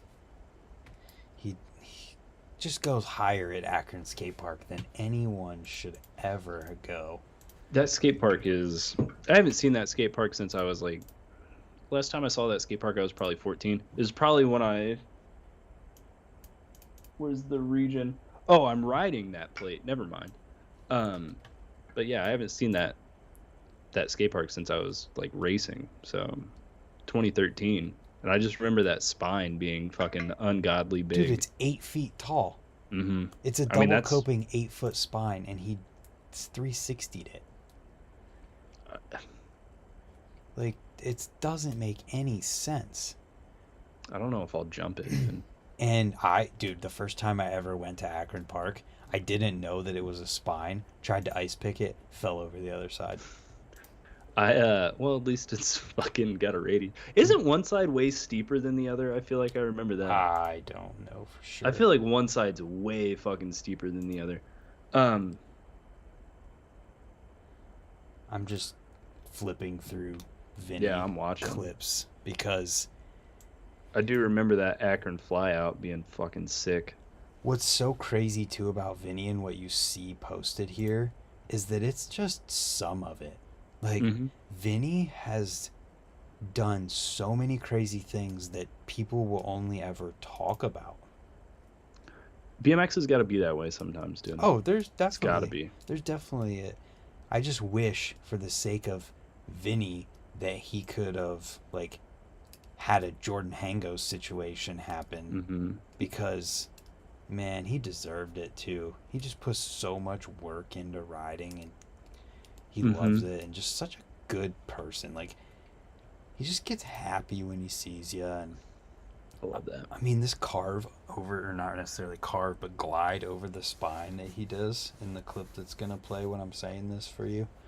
It'll be a while, but Yeah, yeah, it's as big as I remember. dude, he just rides it like it's a 4 foot tall spine. So, um, that backyard ramp he did, Ghetto Park. is it Ghetto Park? Yeah. It's the one Trevor has his The the opener Canadian. in his video part. Yeah. Yeah, that's Ghetto Park. Is it And still there? I think there's a couple ramps that he's got in there. Dude, But it's not like it was, or not quite. Vinny was the first person that did the closed loop to open loop at Swampfest when they had that. The, oh, there we go. it Okay. Yeah, it got put out there that it was the other guy because it Mm-hmm. seemed that way because it was just Yeah. the first like clip that anyone whatever, but Vinny did it first. The one I'm watching is a second behind yours, but I saw a Kevin Porter candy bar foot jam in there. Dude, he's so freaking good. And he was flip tucking the open loop. Yep, I remember that. Just like as good as it could be done. I'm scrolling until I find he jumped like a long jump in his backyard or wherever it was at years ago that is like, ooh, it's worth talking about today. It's so nuts. But he doesn't film a lot, so you just don't see a ton, you know?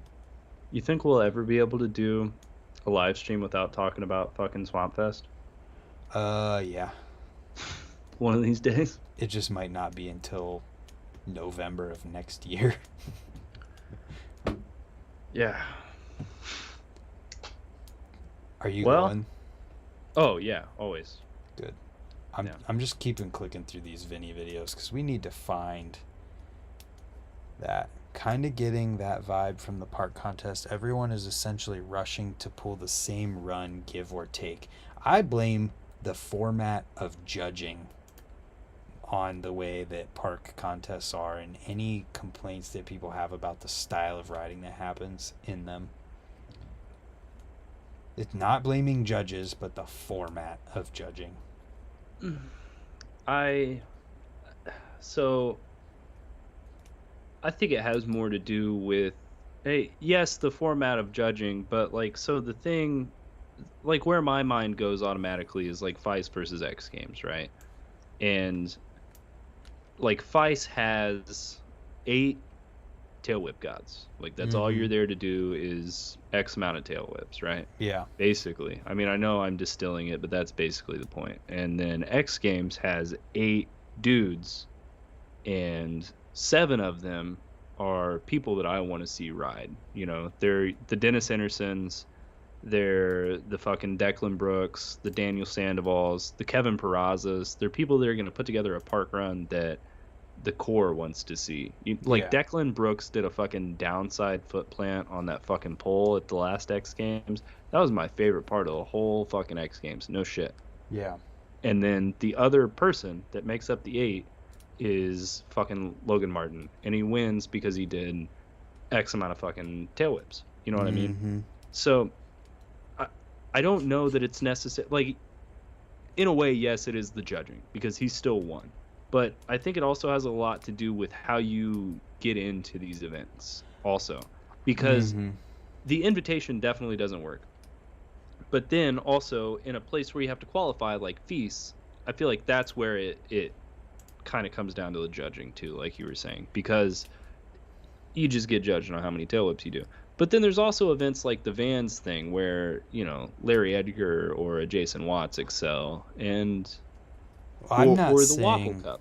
I'm not saying the judging. I'm saying the format of the judging. So if Mm-hmm. you look at a feast or even X Games, you have to be perfect or you don't place or win. The person who wins is the person who had the best riding that was the most perfect. And that generally lends itself to BMX becoming figure skating.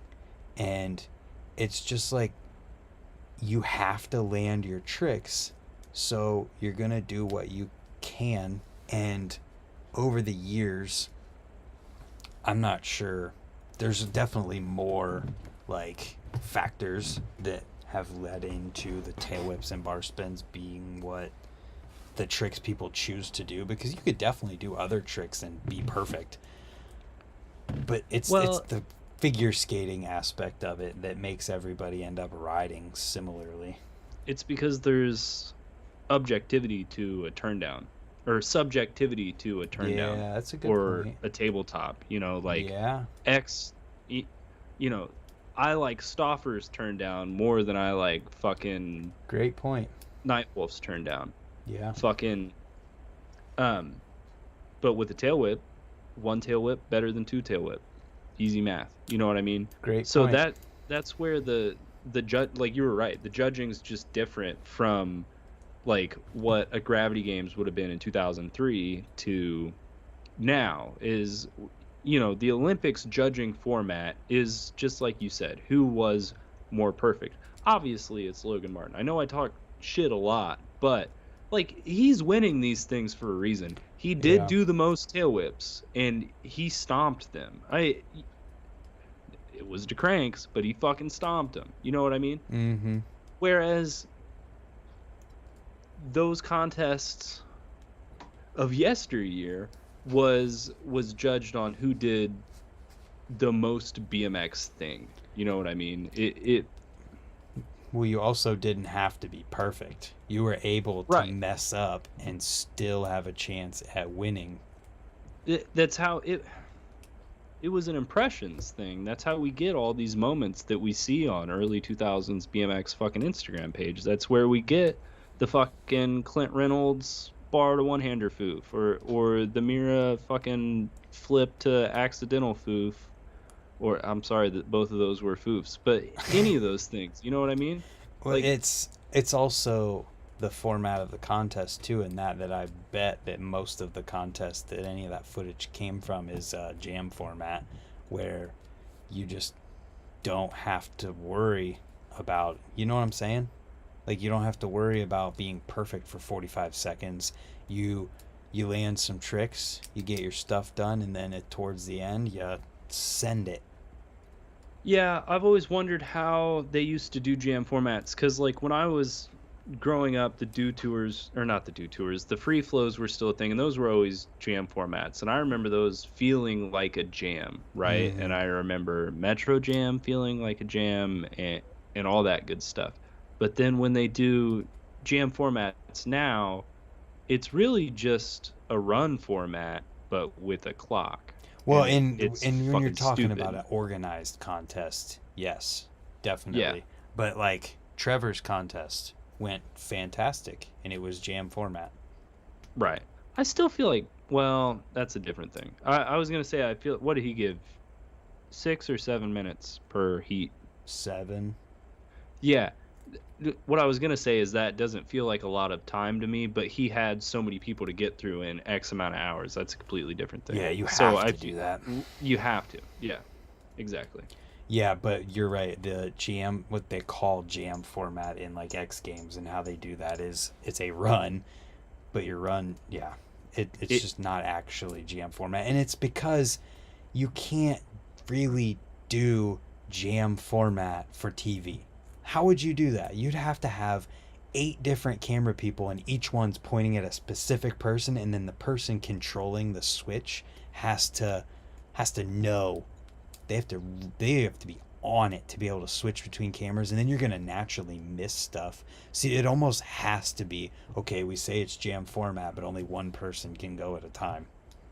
From a broadcast point of view, it work like it makes sense. I mean, you're Yeah, basically just explaining how golf tournaments get broadcasted. You know what I mean? But it, it's not what you'd want, obviously. but how did all those fucking simple sessions get broadcasted from like 2013 to 2015? You know what I mean? Like those were just dudes going at it for X amount of time. Were those jam format? I feel like at least Best Trick was Best somewhat. trick, you missed a lot in best trick. Sometimes it would have to be delayed. That could help. I Run just wires across the top like NFL. Yeah, a broadcast like that it is always delayed, and they've got one person sitting at a switchboard, and there's a name for it, but then you've got X amount of streams coming in, and then they got this fucking super fancy like board, and they cut shit together, and then you've got other people in the cut room that are cutting in those featurettes that you see like the live replays and Mm-hmm. shit. It like it's possible, and especially at an X Games where like they've got ESPN money, they can fucking do whatever they want. You know what I mean? Yeah. They just, especially for BMX, they don't fucking care. And I feel like we need to do. This is one of the ideas that I was talking about earlier that I put on the back burner. It's like, I X Games has a real fucking issue as it relates to BMX, and I it's just as it relates to BMX. And X Games either doesn't understand or doesn't care what BMX needs as a community and as a sport, but it doesn't matter to them because they're taking care of skateboarding and motocross, right? Because that's like what's in the forefront right now. I gotta hold you there. Yeah. X Games being for sale is the reason why it was so shoestring budgeted for the last couple times they did it, and why they didn't invest too much money. But even before that, yeah, like you have to ignore the But past few years. I even on the shoestring budget, they took better care of skateboarding and motocross than they did BMX. Like it yes, I can like the overall things I have like a disappointment with X Games, like it not being free to stream or it being at weird venues, like that can be contributed to them being in the midst of a sale, right? Or them being short on money. But Mm-hmm. the things that they're doing wrong in regards to BMX, they're not despondent from, or they're not related to the sale. Did you ever watch that documentary Dead Roots? It's a rollerblade documentary, right? I did not. Came out around 2014, and it's a really good documentary.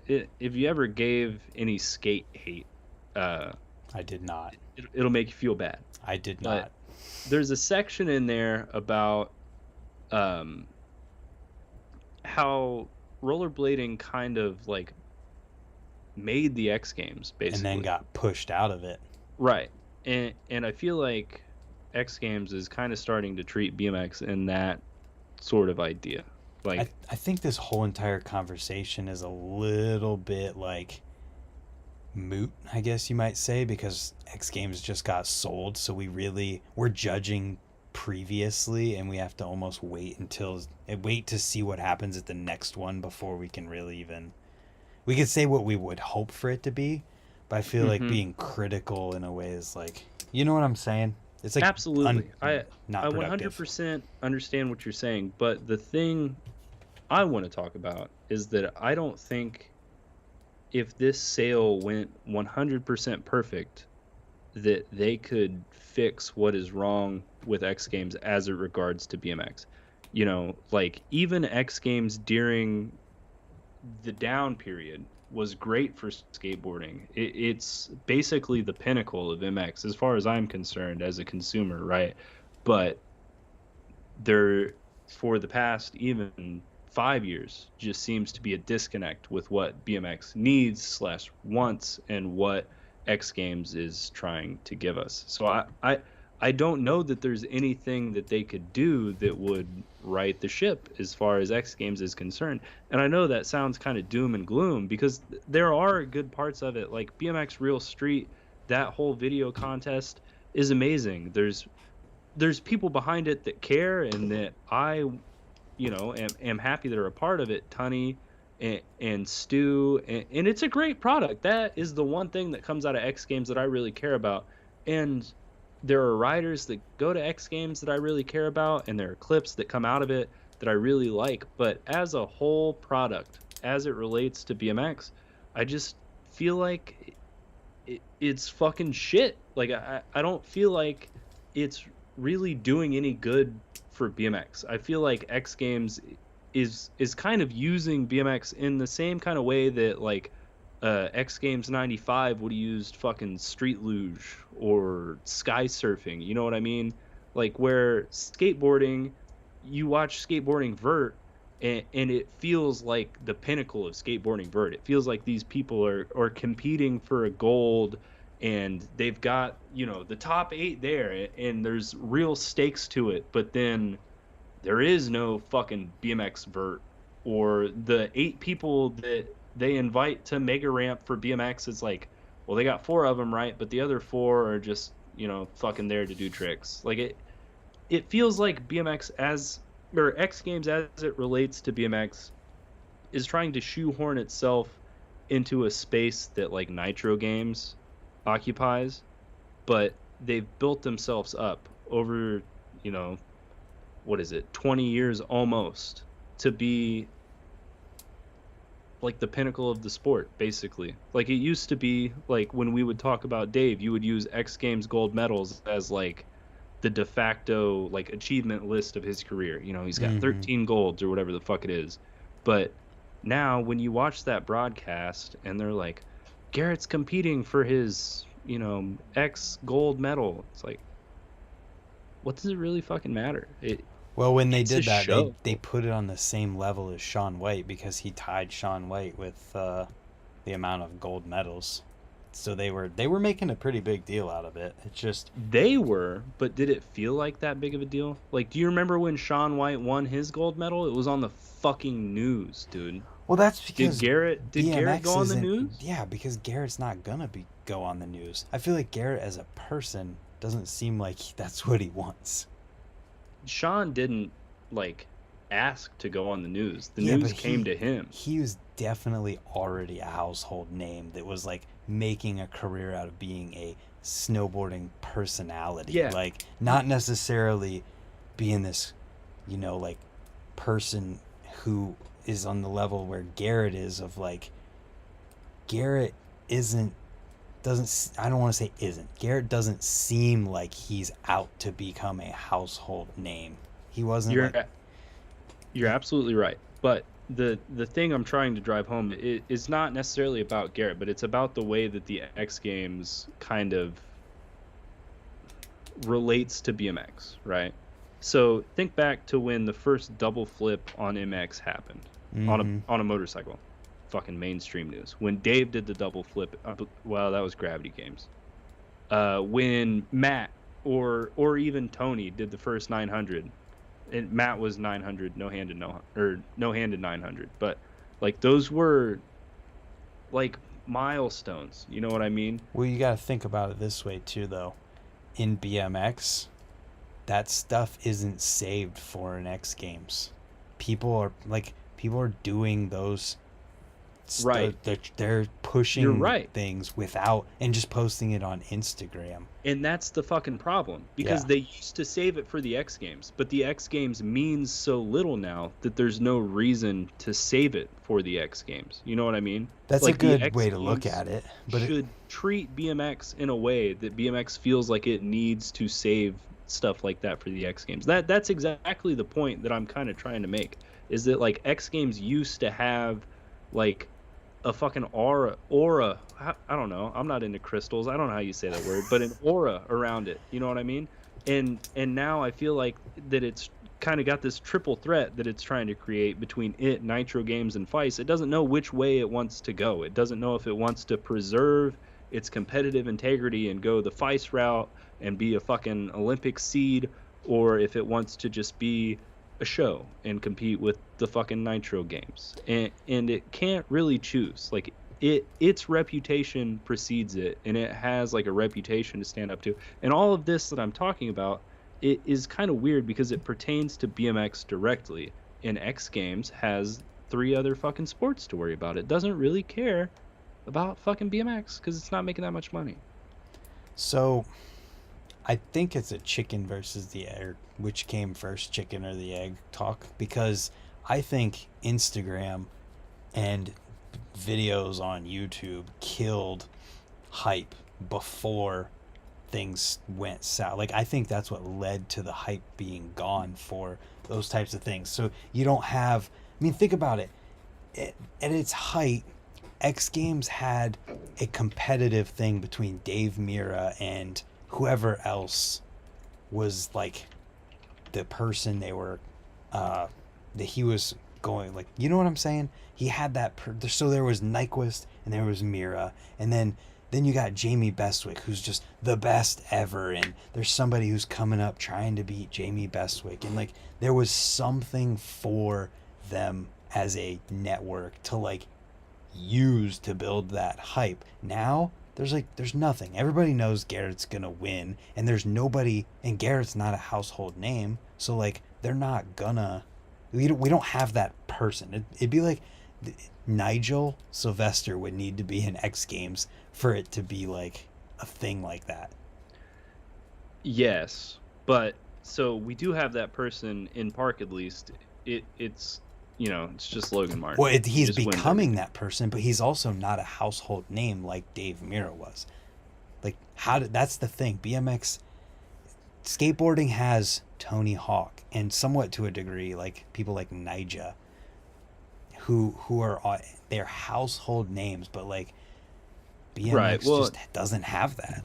even Nigel's got 15 years behind his name at this point. You know what I mean? Dave So is has got. everyone in BMX. Logan doesn't. These FICE events have only been mainstream for 6 years. Eddie 2016. Quaya, Eddie Quaya in the chat. Is that Yeah, how you fucking say that? Quaya. Q.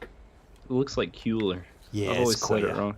Yeah, so Um, Logan is in Australia. So Logan Martin might be a household name in Australia, but what would need to happen for BMX to have the hype again and for a network to like want to even invest in it is for there to be like, Marcus Christopher coming up. He's going into X Games, and he's the US's chance to get a gold medal over Logan Martin, and he's like, there has to be that. There's got to be a reason, is what I'm saying, because they're never gonna be like, okay, we want to help BMX. yeah. It. This is. I can't fucking. This is one of those topics that I like was talking about. Like, I want a fucking measured response, like, because I just can't say it all. It's not like talking about fucking BMX riders that I like. There's just a Yeah, lot of things that like brew through my head when I talk about this kind of stuff, and I feel like whenever I do talk about it without like reading off of a script, I guess I just miss so much. But like, I get it. I don't know. I feel like Logan Martin is up to that level to be a household name. You know what I mean? Like, he has that kind of domination over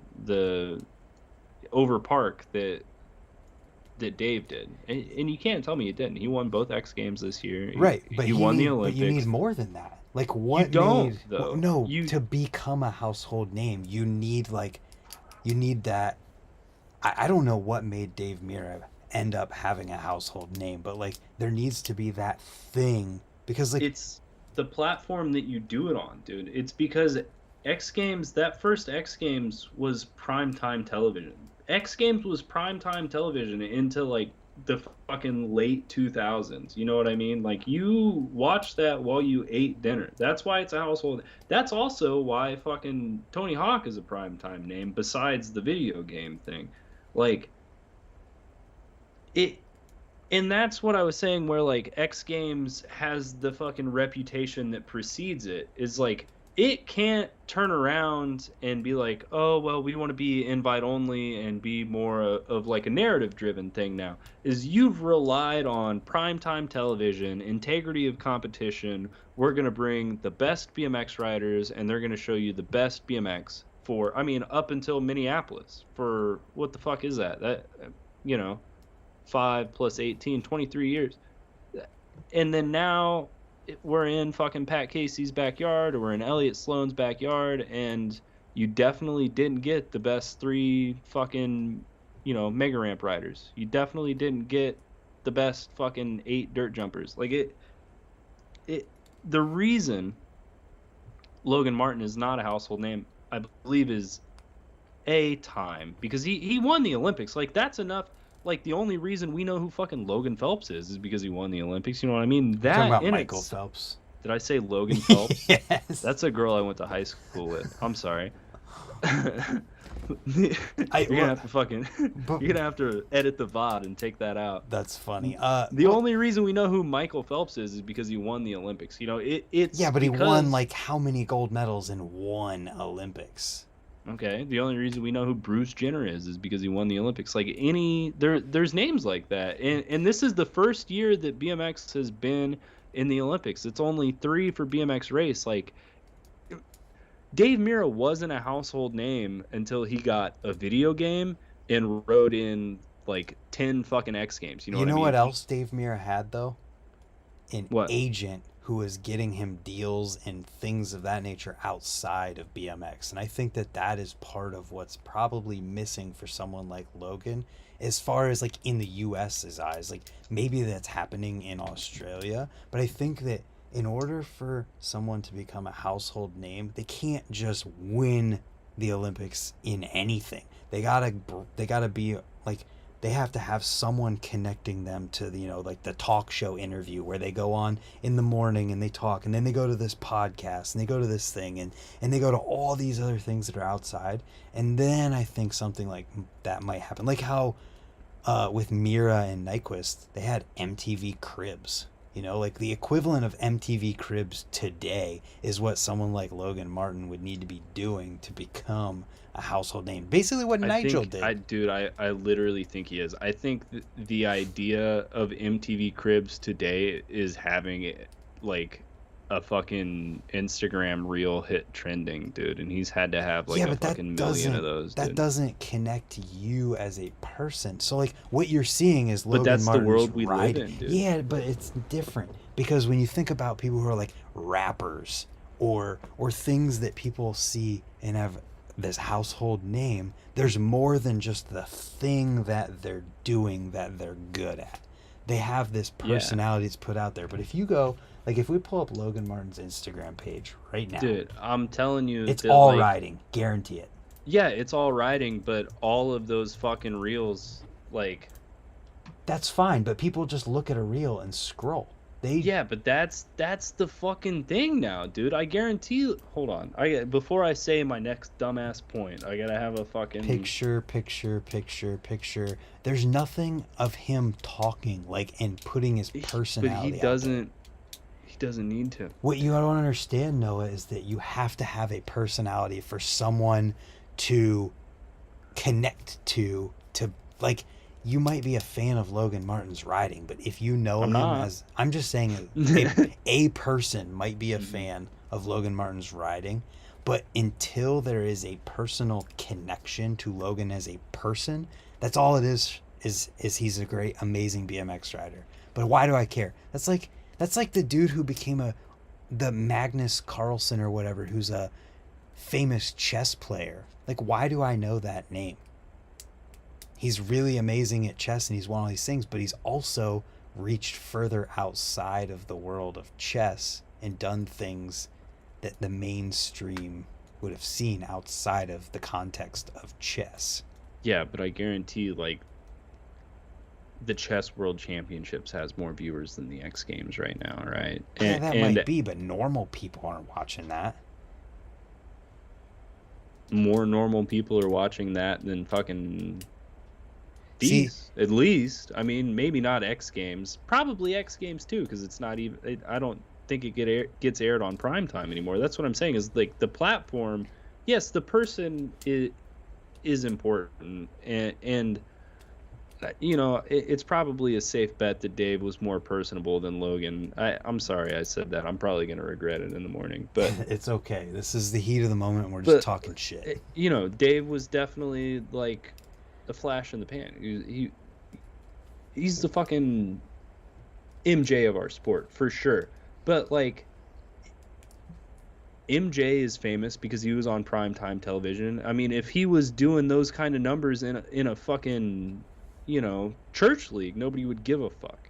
It the NBA fucking championship goes down on primetime television. The X Games went down on primetime television. The Olympics go down on primetime television. And the difference between an Olympics and an X Games now is that like the Olympics has that kind of flawed judging format that we were talking about earlier, right? Because it wants to pander to like a primetime audience. Whereas like in the X Games' heyday, they didn't have to worry about a format. They could just show BMX, so they could show a format that we wanted to see, and the fact that there were dudes doing fucking tricks on bikes was enough to like make people watch. But now it needs a little more. Well, exactly. And I have a perfect like thing that illustrates this.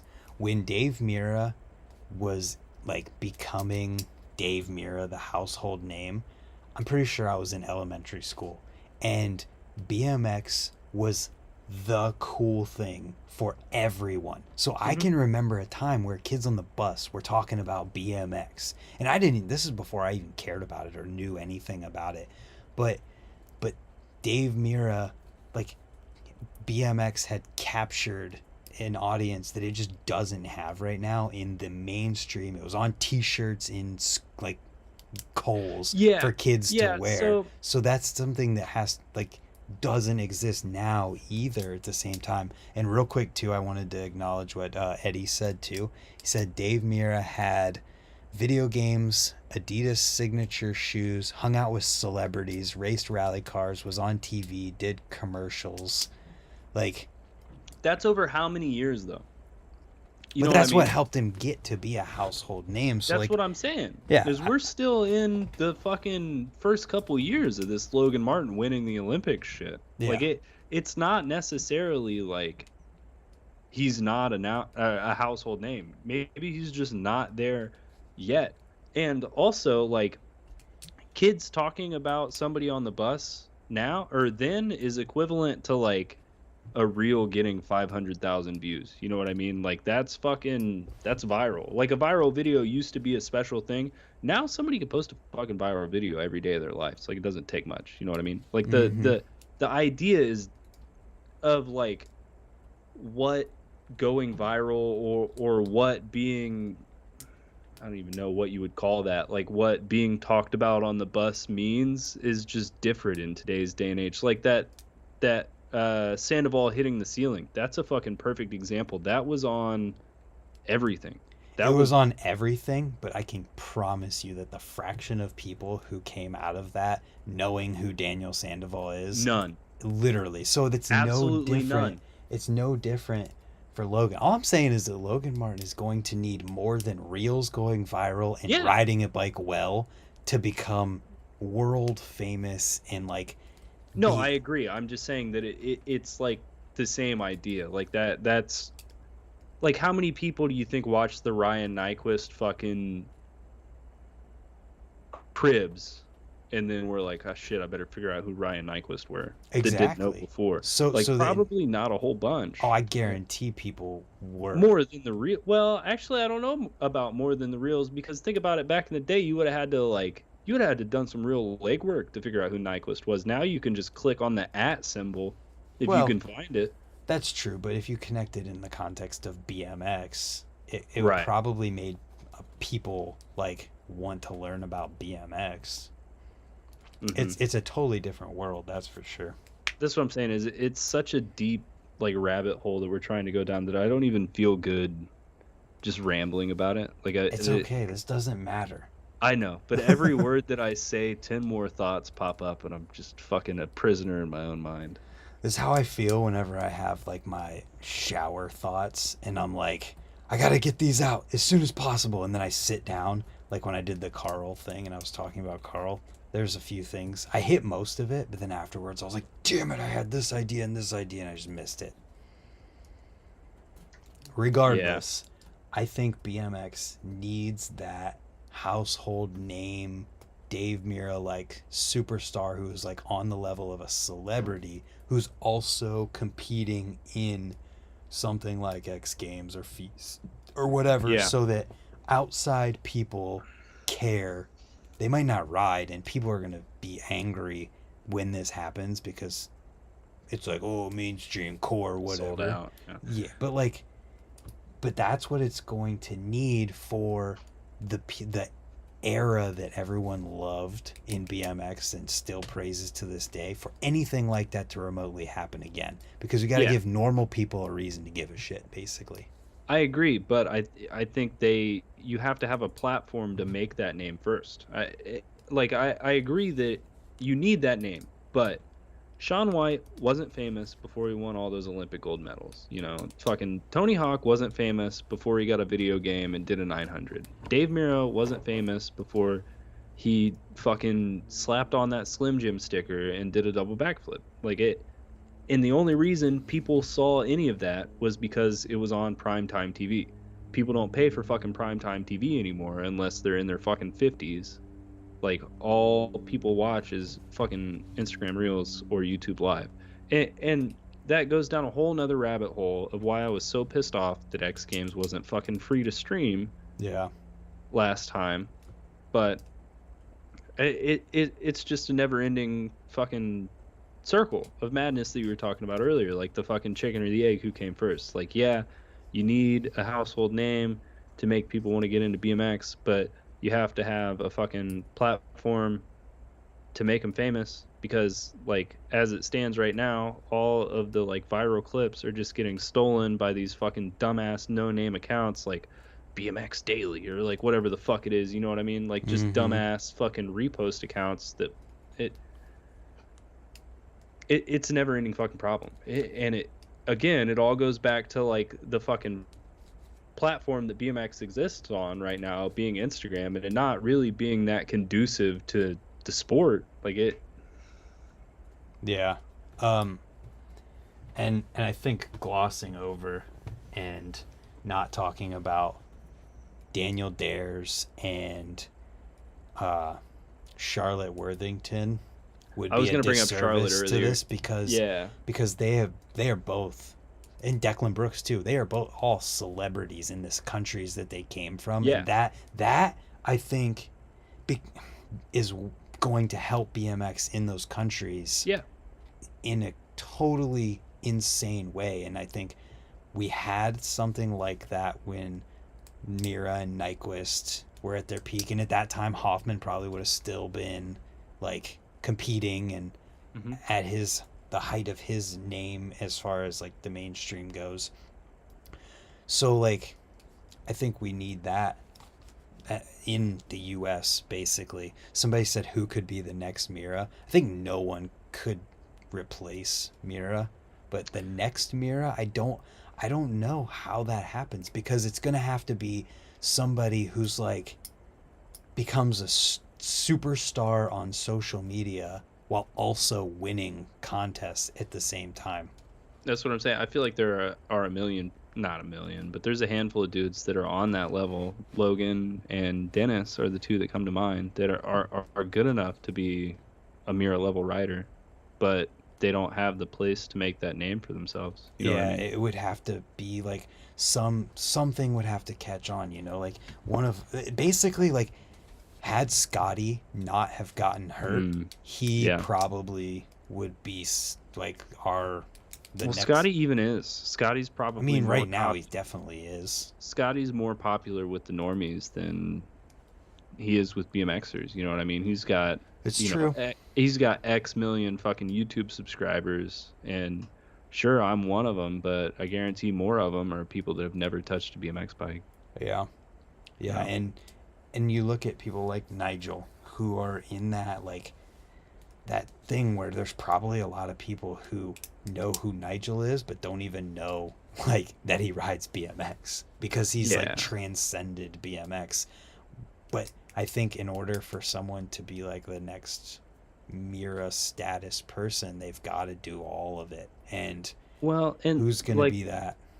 Eddie said here in this comment, and like I was saying earlier, there's a decent amount of riders that I think are on that level that are good enough to be the next Mira, Oh, but for sure. it takes a lot more than just personality and how good you ride. As much as it pains me to say that, like it takes outside forces. It I takes. literally just said all of this with you arguing with me. I'm sorry, I do that a lot. I It's do that okay. with Bree, dude. I argue like the same point just to argue. And But then, yeah, well, and then you are literally repeating everything I said. yeah. It's It okay. takes more than just the rider and the personality. It takes a place for them to become a star. And Like, probably an agent who is on the level of like hmm the agent. And what's crazy is that I'm pretty sure that like Marcus Christopher, at least he did, the Brad Lutsky guy or whatever. I'm pretty sure that I feel like that's who Nyquist said was his agent. hmm And that's at least last I was aware, that's who Marcus and Nick Bruce both had, and I think other people too. But yeah. it's just, I don't know, man. You know what needs to happen? Hmm. Freaking Joe Rogan talks about BMX riders enough. He needs to just have a BMX rider on, and then it's got to be the perfect person. Like, we need the perfect guy to be on Joe Rogan's podcast, and then they will become the next Mira. I think it takes more than that. Oh, it's gonna When does take he more. talk? When does he talk about Well, BMX he riders? talks about, he doesn't talk about riders. He talks about BMX. Like, he'll be saying something, and he'll be talking about like a crazy thing, and he's like, you could literally be a BMX rider and do backflips and stuff. And like, he says it, and you're like, where the hell in your mind did that come from? Because it has nothing to do with what you're saying. I don't do enough DMT to watch Joe Rogan. I'm sorry, but uh, yeah, I feel like like that would definitely help, but I feel like it's gonna take a thing. You know what I mean? It's gonna Mm-hmm. take You know another what? X Games level thing. R. Willie. R. Willie's the guy. Well, He's the closest to it right now. I don't think so actually, because R. Willie is so stuck in a lane. R. Willie He is is stuck in a lane, but I, he's I competing in X Games and winning, he is, but and he's he's in competing in X Nitro. Games in a very specific like role. You're He's right, the like big trick flippy boy. but I think it takes a Marcus Christopher. well, yeah, 'Cause yeah, that's who you want it to be. But I think our Willie is closer to being a Nick's Mira than anybody else is, because he's got the YouTube channel, he's got the massive Instagram, he's got the personality of being like never give up and going viral like what you're saying. He just right. probably hasn't had the outside factors, and like how many hundreds of thousands, maybe millions of people have seen Nitro Circus shows and then see him on the internet afterwards like, oh, I know that guy. Yeah, I'm trying to think of another Nitro Circus guy because I just feel like that's not enough. I feel like you have to be able to ride everything too. Because Mira could ride vert, he could ride Well, if we're park, he talking could ride about being street. the next Mira, but I think it's two different. A distinction would need to be made there in that the next Mira as a rider, and Mm. I'm saying the next Mira as in like status level within mainstream, like has achieved that level of notoriety. I think R. Willie is the closest to the level Mira had currently. You know, I think I'd put my money on Charlotte. Charlotte could, I mean, that would absolutely, and I hope that would happen for her, because Yeah. that would be amazing. Mm-hmm. I would I love to see just Morgan Wade on Joe Rogan. Somebody said that. I'm like, that makes so much sense, but I don't know if it ever happened. or like a Morgan if Morgan was 10 years younger and just Mm-hmm. now coming into it because I, Oh I yeah. I feel like he got big in BMX at like 10 years too late to be like the next Mira because Mm-hmm. we kind of really went through our second dark age. Like we're still I feel like we're coming out of it now, but Yeah. um yeah, I feel like he got really big at the end of our like second dark age because he was in his early 20s when I was like watching a bunch of fucking Road Fools and he was in all those, you know what I mean? And I'm gonna look up. Charlotte might have a YouTube channel. I don't know. Not. Oh yeah, she does. But she hasn't posted on it in 3 years. I feel like Charlotte could be that. I think R. Willie has got a head start. Or Kieran, you know, Kier who? Kieran? Kieran Riley. Yeah, I think he's already like he the triple flare. If that and like being on YouTube and stuff didn't do it, it just it's Yeah. it's Well, and the also thing a about luck him, factor. Like, he's like fucking 19, dude. Like he's got the time. yeah, that could be. I mean, and all it would take is that one thing. Um, Yeah. Well, and that's the thing about Dave too, is he was like, he was in Dorking, New York. He was part of the Plywood Hoods before he was ever winning a fucking AFA vert comp or anything like that. And mm, then after 10 years of being in the fucking trenches, it just so happened that X Games came along and all of a sudden he's fucking got a Slim Jim sticker and a 1-800 collect sticker, and he's it driving just, around I in mean, brand new WRXs like it. he made the right choices, and things happened with the right timing for it to all end up in Hmm. being where it was at. Like, he was the right personality, had the right outlook on riding, and everything worked together. Like, his outlook on riding of like, he was a serious competitor, and that was something that's a thing like X Games could, take and make something out of that normal people could latch a hold of. This conversation has really devolved. What do you mean? We started out talking about riders we like from Ohio, and now we've been on a half-hour rant about Dave Mira. Well, we also talked about underground riders. We did. It has just been a full circle. We come back to who knows. And this is why I've argued so heavily and went up to bat so much in the Olympic argument in the people saying it should have never happened, is that like the person who becomes the next Mira or Hoffman or Aitken could come from seeing the Olympics on TV, and that being the catalyst that makes them want to ride. See, I don't have an like. I'm not gonna lie to you. I don't enjoy the Olympics BMX offerings, right? But Well, when you yeah, say the next Miro or Hoffman or Aiken, to me, it's like three non sequiturs, right? It There should be a world where you could get a Mira and an Aiken, right? They're not the same. They're not on the same plane. They're not even they're in not the meant same to be. dimension, really. There should be like the issue with the Olympics is not even inherent to the Olympics. It's that there's no, and it doesn't even have to be mainstream. There's just no good alternative to the Olympics.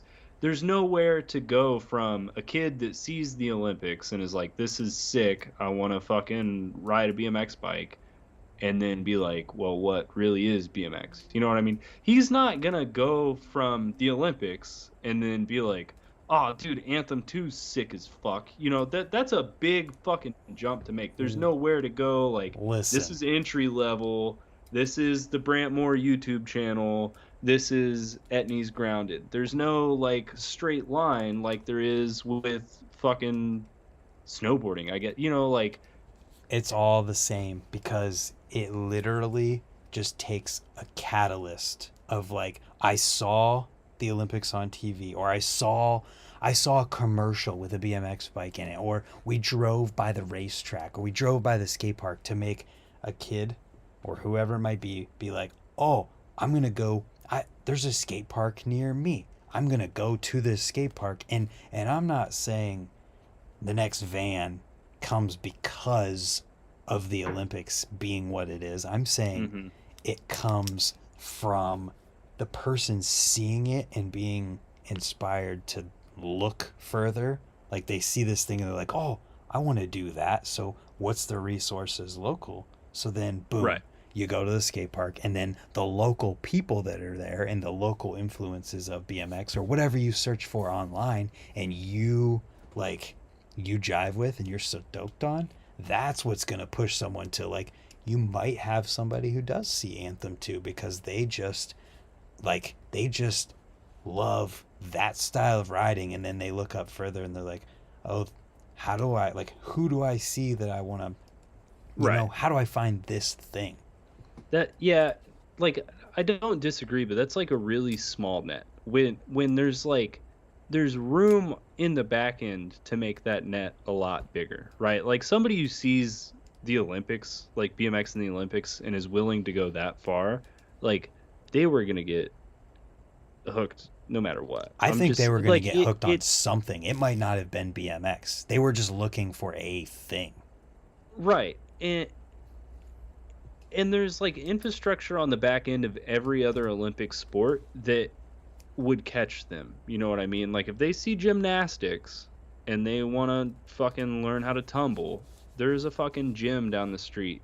You know, they might have a skate park in their town, they might not. There's no real good middle ground between I want to do fucking, you know, shitty cash rolls at the Olympics versus, I want to be the underground trail dude.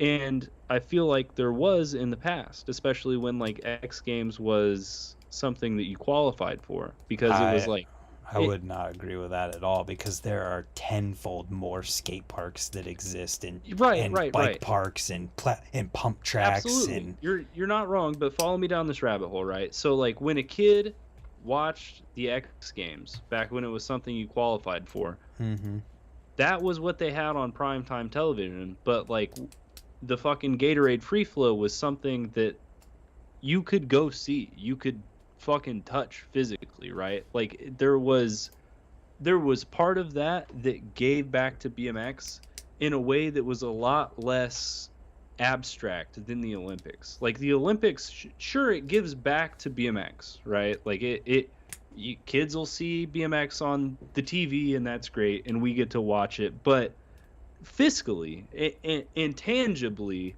we are giving everything to the UCI and Olympics. They're using our sport to sell ad space to fucking make money off of the Olympic slot.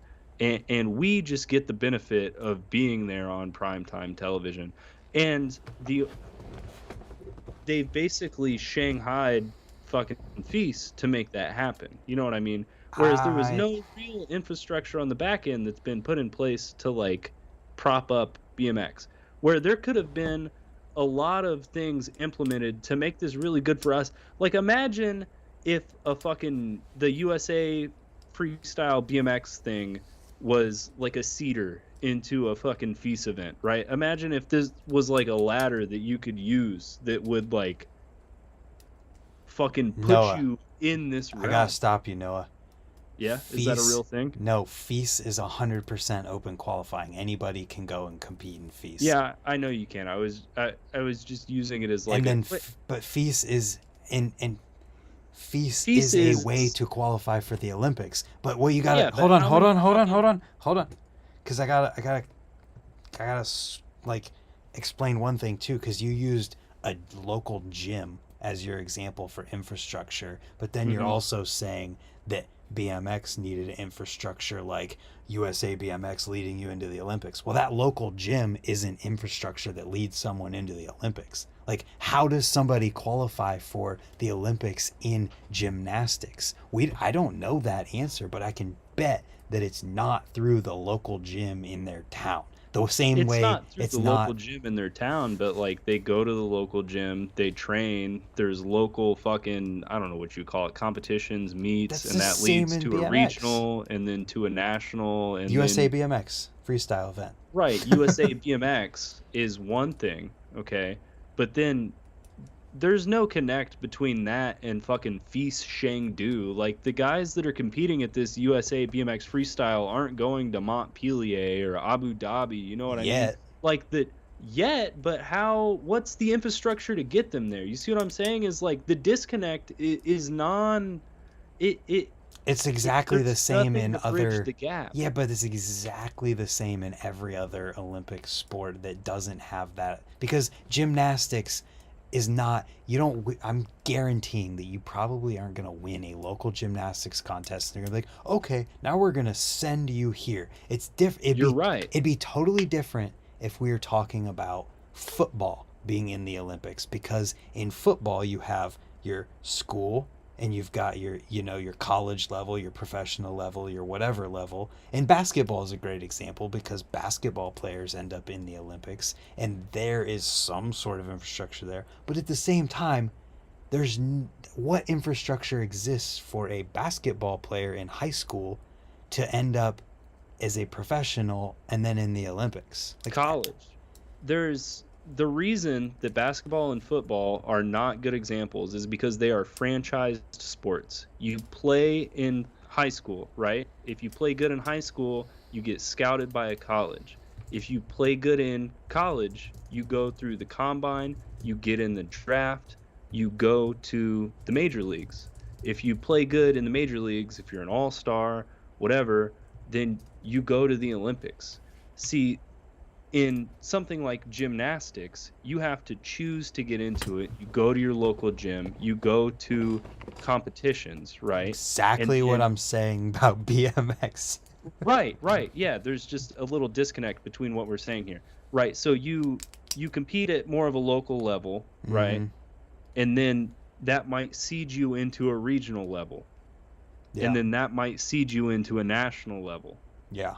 And then by that time, you've got the backers to send you to something that would seed you into the Olympics. There's a disconnect in BMX where you can do amazing at the USA BMX freestyle events. There's nothing that's guaranteeing you to go to the FISAs that would get you into the Olympics. There's no like backlog, right?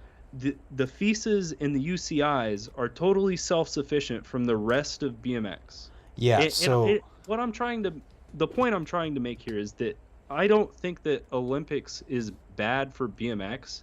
I'm just saying that Olympics doesn't give a fuck about BMX, and they could more, and they could make it better for us, like the people, the core that like the have Olympics fucking- doesn't care about any of the athletes. The Olympics doesn't pay any athletes. It's their sponsors and all of that. The Olympics is literally a giant money making machine that Right. doesn't care about anyone who takes part in it. But one thing too, though, the USA BMX has led to people getting sponsored by companies that sponsor the USA BMX thing, and then they end up in turn sending them places like that WBMX kid. It's only in its second year for real of existing. So like, Right. that's the goal of it, is because like the whole point of it is that there was no blueprint for a rider to take to end up in the Olympics if that's what they want. And That's what I'm saying is like I want USA freestyle BMX to like continue doing good. It wasn't meant to be a slam on them. Like that USA BMX good, at least as far as this is concerned. And when I said Olympics, I guess I meant more UCI because Mhm. I know the Olympics it doesn't give a fuck about anybody, but Yeah. like UCI in general, that's the only reason they care about freestyle is so they can fucking get that Olympic money. You know what I mean? Well, Like it puts a structure in place that allows people to have an avenue, cuz like literally anyone, if and I meant to say this earlier, anyone who, if they see the Olympics and decide that's a route they want to take in BMX, and like they get into it and they don't decide, oh, I'm a street guy now, and they decide they want to go to the Olympics, all they have to do is look up how you go to the Olympics, and then you can take part in it if it's possible for you. Like anyone can do it. It's not though. Yeah, they look up how you get into the Olympics and they're like, "Oh, I got to go to fucking Chengdu. Looks like I'm fucked." You know what I mean? It's not like when you used to look up how do I go to the X Games and it's like, "Oh, you go to a Gatorade free flow." And then you're like, "Oh, well they got one of those in fucking Muncie or Salt Lake or the Flow or fucking inline club." You know, like those were tangible, those had real infrastructure behind them, and it's because somebody that was in the sport from the beginning that understood how the fucking scene worked was behind it. That's another thing with BMX that's really pissed me off is we've kind of like shunned all the people that not only have competed in the big fucking competition since the beginning but also have put time in organizing them. Yeah. And now we're just like, all right, well, we're in the Olympics now, and we've kind of shunned that. And then you look at skateboarding, and they've still got Tony Hawk and Steve Cab fucking running at all. Like, why are we not there? Why do we have this fucking disconnect? Why does skateboard still have fucking Dew Tour and CSS and all these fucking great cedar fucking leagues, SLS, whatever you want to fucking call them, but we've got this fucking great divide between, like, I'm, a great Midwest fucking shredder. Oh god, I can't remember his fucking name. Son of a fucking bitch. The guy that does the really good tabletops. There's a lot of those. Black Bike, rides for Division. Here, give me a fucking second. I'm sorry. That's okay. It's because BMX is sometimes too cool for itself and needs to hate on things for the sake of hating on them. And that creates a divide. Jared Wiedauer. Oh yeah, that kid's great. That's what I'm saying. He's fucking destroying these USA BMX freestyle competitions, right? But okay, so he gets to ride shows because of it? No, he should be at the X Games. He should be at the Olympics. We're lacking in infrastructure. I hope that one day that exists, but it seems right now, and that's a problem with X Games and the way that they do things, is that, like, as far as we can see, it looks like a great way to qualify for X Games is to get an energy drink sponsor, namely Monster. Like, that seems to be it. And that's what also makes things like FIS great, because open qualifying for anybody who can get there helps whenever you have. So here's a feasible path that someone could potentially see, where you have someone like Jared who's going to the USA BMX things. Then, yeah, say what you want about free agent, but they pay to take their riders places. If he gets hooked up with free agent, says, look, I want to pursue this, I would like to use part of my travel budget to go compete in a FIS contest and see how I can do, that sets you up on a path that just doesn't exist. That doesn't exist for X Games at all, because nobody knows how you get in there other than maybe the people inside. Yeah, that's a really fucking convoluted path. You know what I mean? Well, like, what else? I mean, how that's no different for other things.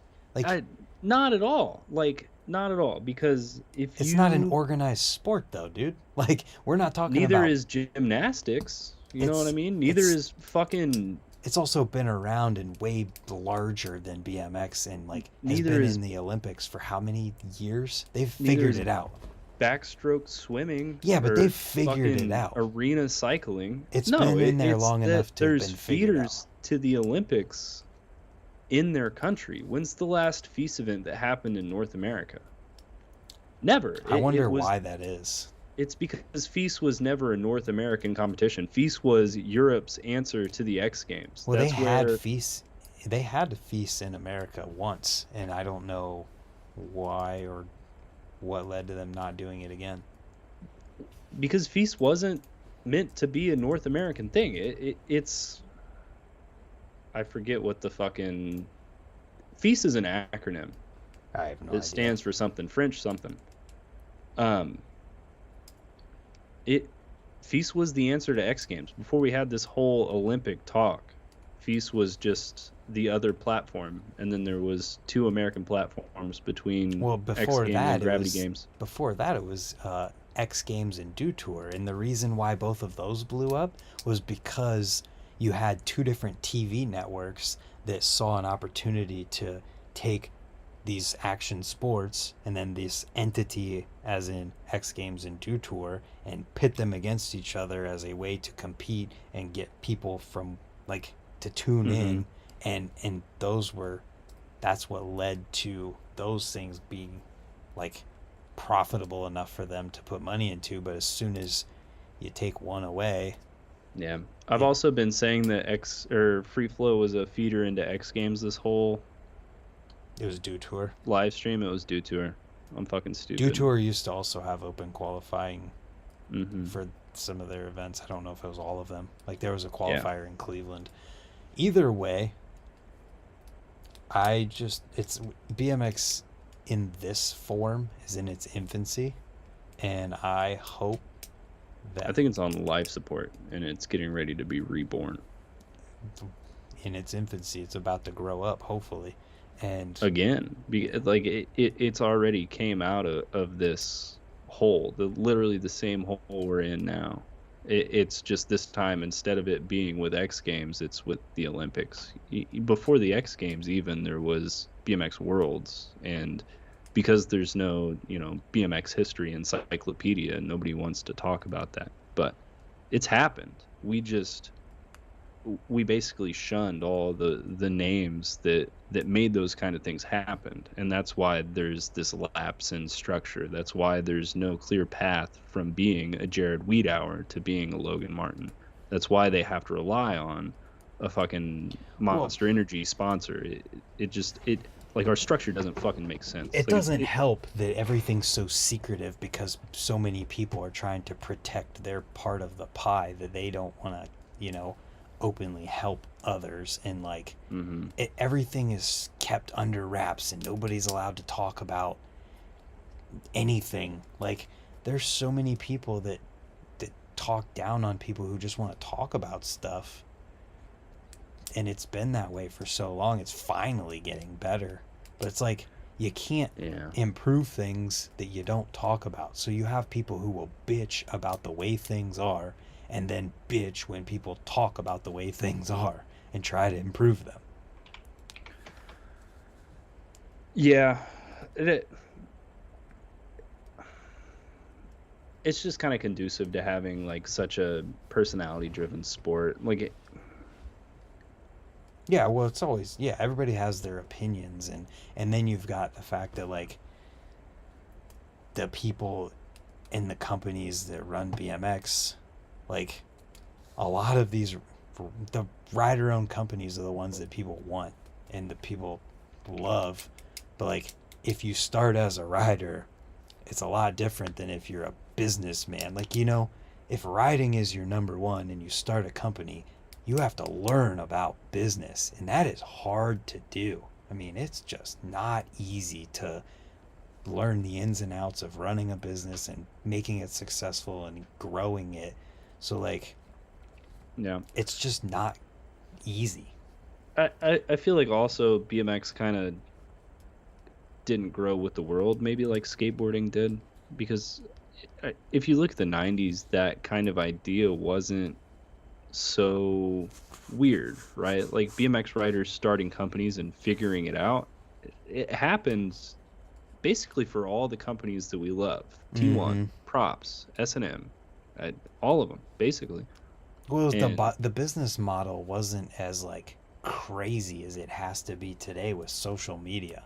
exactly. You literally like have to be an expert in all these crazy things in order to be successful just as a business in general. And it didn't always used to be that way. You could make a commercial and put it on TV probably, and probably do better than doing nothing. I don't There's know. That's another whole rabbit hole that, yeah, It's getting late. We can't go down yeah, I many know. more rabbit There's a holes. whole rabbit hole that I would like to go down there sometime, someplace, about how, like, the sponsorships used to be different too. Like, think about, what does it really mean that Nick Bruce is on DK now? Did they ever talk about that at the Olympics? No, the Olympics doesn't give a fuck. I But don't think they do that at all for anyone. Like, they don't. They don't. And you're absolutely right. But the platforms that BMX used to be on did. You know what I mean? You used to know that Jimmy Levan rode for fucking DK or Huffy or whatever he was on. You yeah. used to know that, Chris left fucking DK to go to Kink or shit like that. And now it doesn't really matter what fucking team you're on. It doesn't matter that, X amount of people ride for Total. Like, it's just none of the shine that BMX is getting in the mainstream really reflects back on BMX. Yeah, it's up to the rider at Right. that point, yeah. Because it's because everyone is their own brand in the world that we live in. It's not, and I think that's actually a good thing though, that it's not like the the brand someone represents is who they are. It's they are a person first and are their own brand, and then the people that they represent through that are secondary. And I think that's not necessarily a bad thing. We've been at this shit for over 2 hours. Yeah, I want to go to bed. Me too. We gotta start earlier next time. Yeah, that's my fault. No, I got- it's okay. I was playing Rocket League and I was like, sick, he's not here on time. the CS:GO major's on. Well, the top 8 starts tomorrow. So I don't Ooh. play esports, but I watch them. So I can't Yeah. relate, but I can kind of relate. Yeah. The video profiles help casuals get to know the riders more personally. And that's why you see YouTube people who are more widely known than people who aren't on YouTube and social media. It's like, it is amazing that Jordan Hango can do what he does without being on social media, and that people love him enough just through his riding that he can make it happen without having social media and being a personality on the internet. I think it's awesome because it's rare, and it's only going to keep getting more increasingly rare because it doesn't make sense in the world we live in. Noah's like, I'm fucking done. It's just taking a long time to fucking process stuff now. It's okay. It's after midnight. We can call it. And, you know, it is what it is. BMX, the reason we get so in depth with these conversations is because we love it and we're both reasonable people. And we want to have conversations about the thing we love. Yeah, I mean, I think this is kind of the core philosophy behind BMX After Dark, was that we would start with a jumping off point and then get so far down the rabbit hole that we just couldn't take it anymore. So Noah's at that point. I'm just sitting here like, I have to pee. I really don't want to get not that much sleep. Noah just farted. Regardless, I appreciate the conversations, and I think it was good. I'll be stopping by more often. Good stuff. Thank you. And Softies, if you could send that question in like an Instagram message or something, the one you were talking about earlier, I just didn't get a chance to really look at it. yeah, shout out to the 16 people in the chat at midnight. You guys are fucking troopers. For real. Um, Lifers. That's what Lifers. people are called. What's up, my lifers? You fucking wash-ups. Oh, God. Noah, you're the funniest person I know. That's sad, dude. No, it's not. I wish I could clip the chemtrails conversation and just open my mouth and have a projector come out and speakers go, and it could just, whoever I'm with could just, One day Hear I'll it. fuck up and you'll get it on video. Wait, is that something you've done before? Yeah, when I get the perfect concoctions of beers on me, I can just go off on tangents about whatever. So Okay. That's why you're the funniest person I know. All right. Let's wrap this thing up. We've been saying bye for 10 minutes. it's the Midwest way. Anyways, I love everybody in the chat. I love BMX. I appreciate you, Brent, for letting me fucking talk nonsense on your YouTube channel. BMX is the best thing ever. You're the funniest person I know.